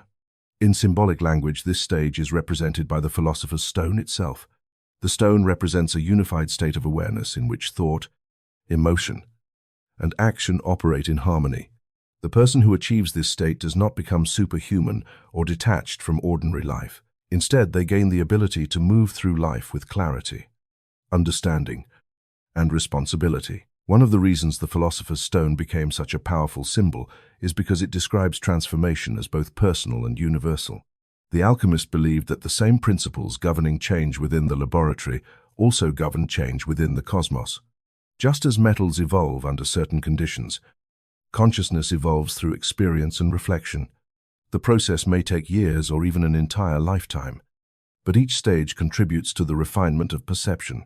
The stone was also associated with the idea of perfection, not in the sense of flawlessness, but in the sense of completeness. Gold served as the metaphor for this completeness because it was considered the most stable and incorruptible of metals. Unlike iron, it does not rust. Unlike copper, it does not easily tarnish. For the alchemist, gold symbolized a state of balance where the elements remain in harmony. When applied to the human mind, this symbol suggested a condition where conflicting impulses no longer dominate awareness. Instead, understanding integrates them into a stable sense of purpose. In many philosophical interpretations, the philosopher's stone also represents direct knowledge, sometimes described as gnosis. This form of understanding differs from intellectual information gathered through study. It arises from lived experience and reflection. When individuals undergo the stages of transformation described by alchemy, they begin to perceive connections that were previously invisible. Patterns linking personal behavior with broader social or natural systems become clearer. Insight emerges not from memorizing theories, but from observing how reality unfolds in response to thought and action. The connection between the philosopher's stone and symbolic systems, such as the higher degrees of esoteric traditions, becomes evident in this context. Both describe a journey of progressive initiation. Each stage introduces new challenges and deeper reflection until the individual reaches a level of awareness capable of integrating diverse perspectives. The stone therefore symbolizes the completion of this journey. It marks the moment when knowledge becomes wisdom, and wisdom becomes responsibility. Responsibility remains a central theme in the symbolism of the philosopher's stone. The alchemist was warned repeatedly that seeking transformation for selfish gain would lead only to confusion. The purpose of the great work was never personal power, but the improvement of the individual, so that their actions could contribute positively to the wider world. The stone's legendary ability to transform other substances into gold reflects this idea. When a person develops clarity and integrity, their presence influences the environment around them. Their decisions inspire others. Their understanding encourages cooperation and creativity. This interpretation reveals why the philosopher's stone has remained such a compelling image across centuries. It expresses the hope that human beings possess the capacity to refine their awareness beyond the limitations of fear and confusion. The stone does not promise immortality in a literal sense. Instead, it symbolizes a state where actions align with deeper principles of harmony and understanding. In that alignment, individuals become participants in the ongoing evolution of knowledge rather than passive observers. Seen in this light, the ancient search for the philosopher's stone was never truly about laboratories filled with strange instruments or formulas written in secret code. It was about the recognition that transformation begins within the structure of consciousness itself. Each challenge encountered in life becomes part of the furnace where perception is refined. Each insight gained through reflection contributes to the slow formation of a more coherent and balanced identity. The stone therefore represents a possibility rather than a possession. The possibility that through discipline, curiosity, and responsibility, human beings can gradually transform their own awareness into something capable of illuminating the world around them. Throughout many esoteric traditions, there appears the idea that the universe contains a vast field of knowledge where every event, thought, and experience is somehow recorded. This concept is often described as the Akashic records. The word Akasha comes from ancient Sanskrit and is commonly translated as space, ether, or the subtle substance believed to permeate all existence. Within philosophical interpretations, Akasha represents more than empty space. It symbolizes a universal medium through which information and energy move continuously. The Akashic records therefore describe a symbolic library of cosmic memory where the history of consciousness is preserved. According to these traditions, every action, every thought, and every experience contributes to this universal field. The records are not imagined as physical books or documents, but as patterns of information existing beyond the limitations of time and location. In this sense, the Akashic field resembles the idea of a universal archive containing the collective memory of existence itself. Ancient teachers described it as a place where the past, present, and potential future coexist as layers of information accessible through heightened awareness. Although the concept may sound mystical, its underlying symbolism reflects a broader philosophical idea about interconnectedness. Modern science increasingly recognizes that information plays a fundamental role in the structure of reality.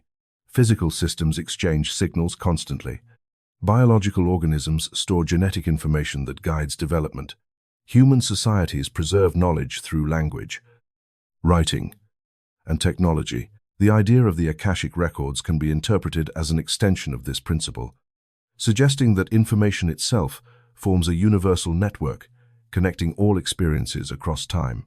In spiritual traditions, the possibility of accessing this universal knowledge is often linked with the expansion of consciousness. Individuals who cultivate deep awareness through meditation, contemplation, or disciplined study are believed to become more sensitive to patterns of information surrounding them. This sensitivity may appear as intuition, sudden insight, or the ability to perceive connections between events that previously seemed unrelated. The Akashic records therefore function less as a literal library and more as a metaphor describing how consciousness can interact with the broader field of information shaping reality.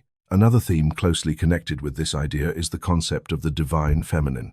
Throughout history, many traditions have recognized a feminine dimension within the structure of existence. This dimension does not refer simply to gender, but to qualities associated with creation, intuition, nurturing, and wisdom. Ancient cultures often represented this principle through goddesses or symbolic figures embodying the creative intelligence of the universe. In Hindu tradition, this energy appears as Shakti, the dynamic force through which cosmic consciousness expresses itself in the world. In Taoist philosophy, it appears as Yin, the receptive aspect of reality that balances the active force of Yang. In Western esoteric traditions, the concept often appears through the figure of Sophia, representing divine wisdom. The divine feminine represents the capacity of the universe to generate life, sustain growth, and reveal insight through intuition rather than purely analytical reasoning. While intellectual thought organizes information logically, intuitive awareness often perceives patterns instantly without conscious analysis. Both forms of perception are necessary for a balanced understanding of reality. The divine feminine symbolizes the intuitive dimension that allows insight to emerge from the deeper layers of awareness. Within many mystical teachings, the integration of masculine and feminine principles is considered essential for spiritual development. Masculine energy is often associated with structure, direction, and focused intention. Feminine energy represents receptivity, sensitivity, and the capacity to nurture transformation. When these two aspects operate together, they create balance within both individual consciousness and the larger systems of nature, just as day and night. Expansion and contraction, or activity and rest, form complementary cycles within the natural world. The interplay between these energies shapes the creative processes of existence. The connection between the Akashic records and the divine feminine becomes clearer when viewed through this lens.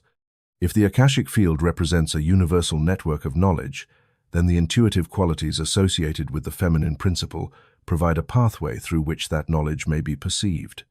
Insight often emerges not through forceful analysis, but through quiet attention and openness to subtle patterns.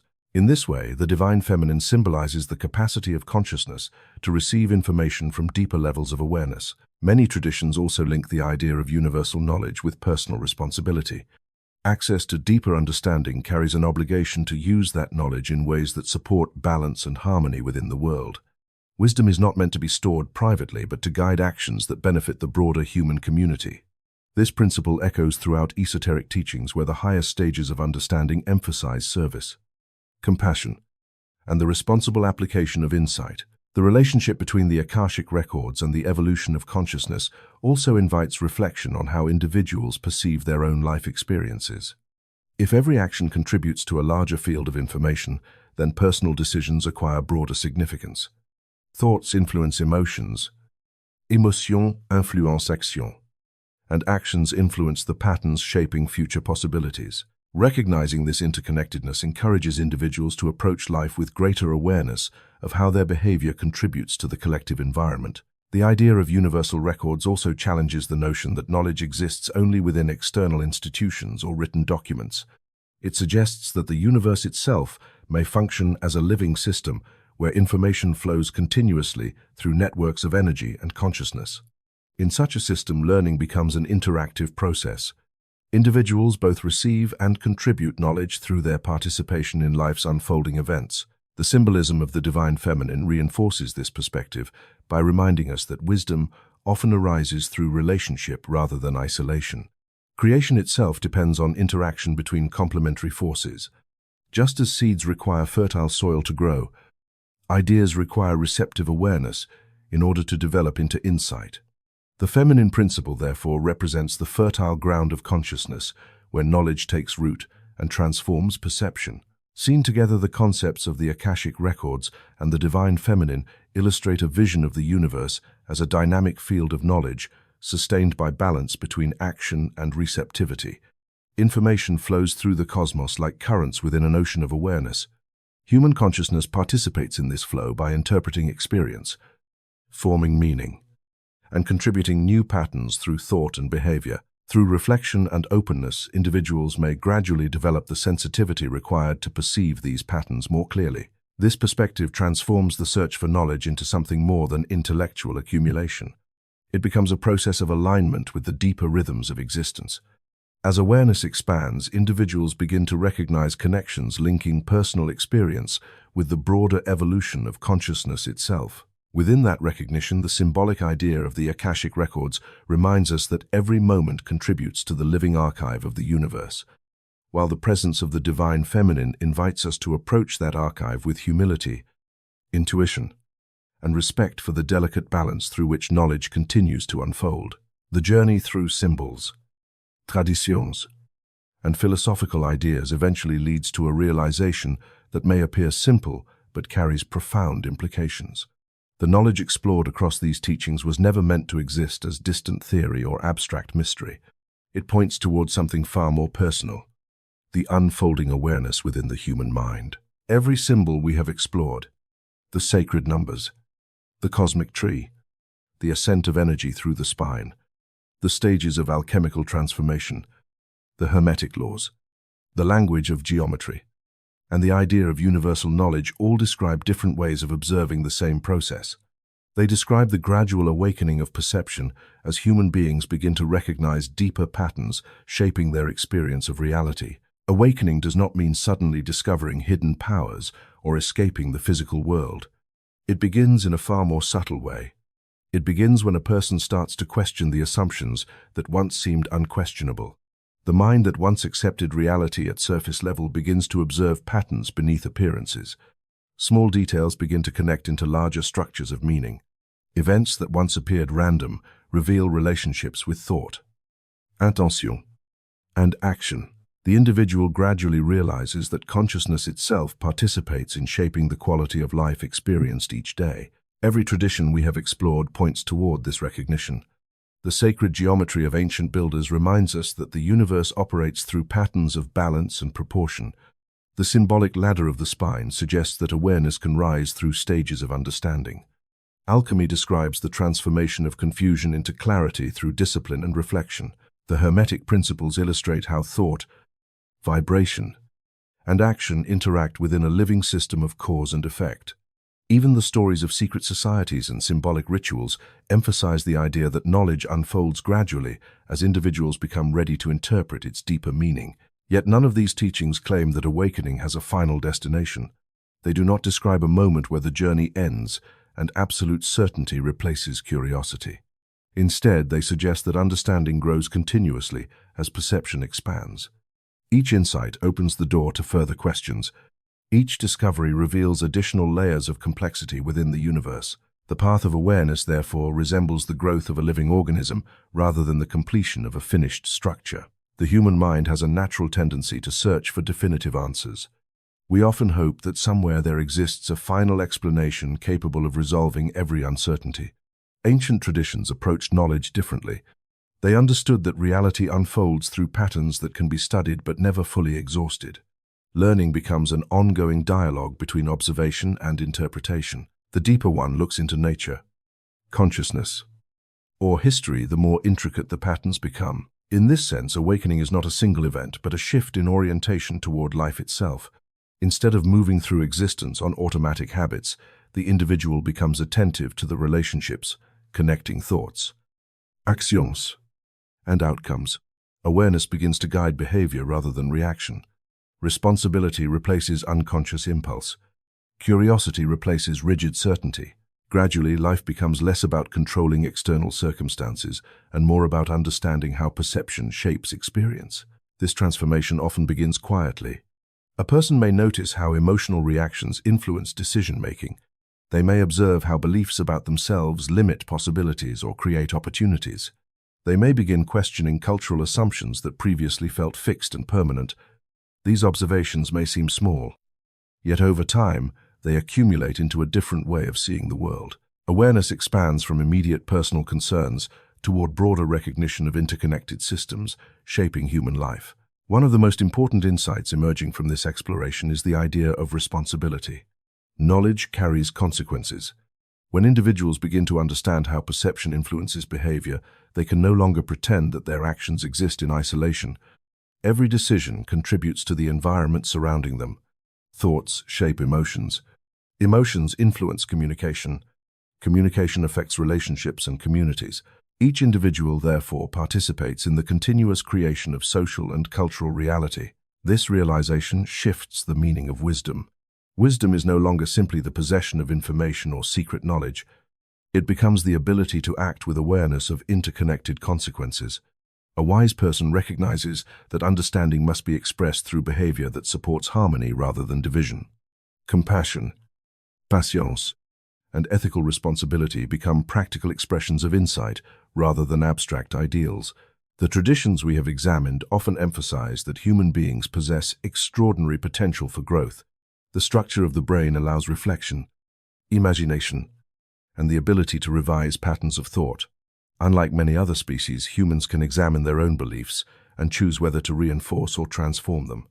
This capacity creates the possibility of conscious evolution, a process in which individuals gradually refine their awareness through learning and experience. However, this potential does not guarantee progress. Awareness must be cultivated intentionally. Just as a tree requires nourishment and time to grow, the development of understanding requires patience, reflection, and openness to new perspectives. Distractions, fears, and rigid beliefs can slow this process. Yet, the capacity for growth remains present whenever curiosity and sincerity guide the search for meaning.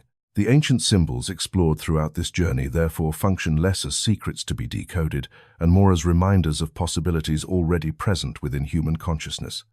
The cosmic tree reminds us that growth requires roots as well as branches. Sacred numbers illustrate patterns linking body, mind, and universe. Alchemy demonstrates that confusion can become clarity through reflection. Hermetic philosophy shows that thoughts, vibrations, and actions participate in a dynamic system shaping reality. Each symbol reflects the same invitation, to become more aware of the patterns through which life unfolds. As this exploration reaches its conclusion, one realization stands out above all others. The journey toward understanding does not end when knowledge is discovered. It begins there. Every insight gained becomes a starting point for further observation. The universe remains vast, complex, and continuously evolving. Human consciousness evolves alongside it through curiosity, learning, and responsible action. The awakening described by these traditions therefore represents a beginning rather than an end. It is the moment when individuals recognize that they are not passive observers of reality, but participants within it. Their thoughts influence perception. Their choices influence outcomes. Their awareness influences the direction of their own development and the environments they help create. The path forward invites each person to continue exploring, questioning, and refining their understanding of life. The symbols may guide reflection. The philosophies may offer frameworks. But the experience of awakening ultimately unfolds through personal engagement with the world. Each moment provides an opportunity to observe patterns more clearly and to respond with greater awareness. The journey continues with every question asked, every idea examined, and every action taken with conscious intention. In that sense, the awakening described by ancient traditions is not hidden in distant temples or secret manuscripts. It unfolds quietly within the everyday experience of those who choose to look beyond appearances and recognize the deeper patterns connecting thought, life, and the unfolding story of human consciousness.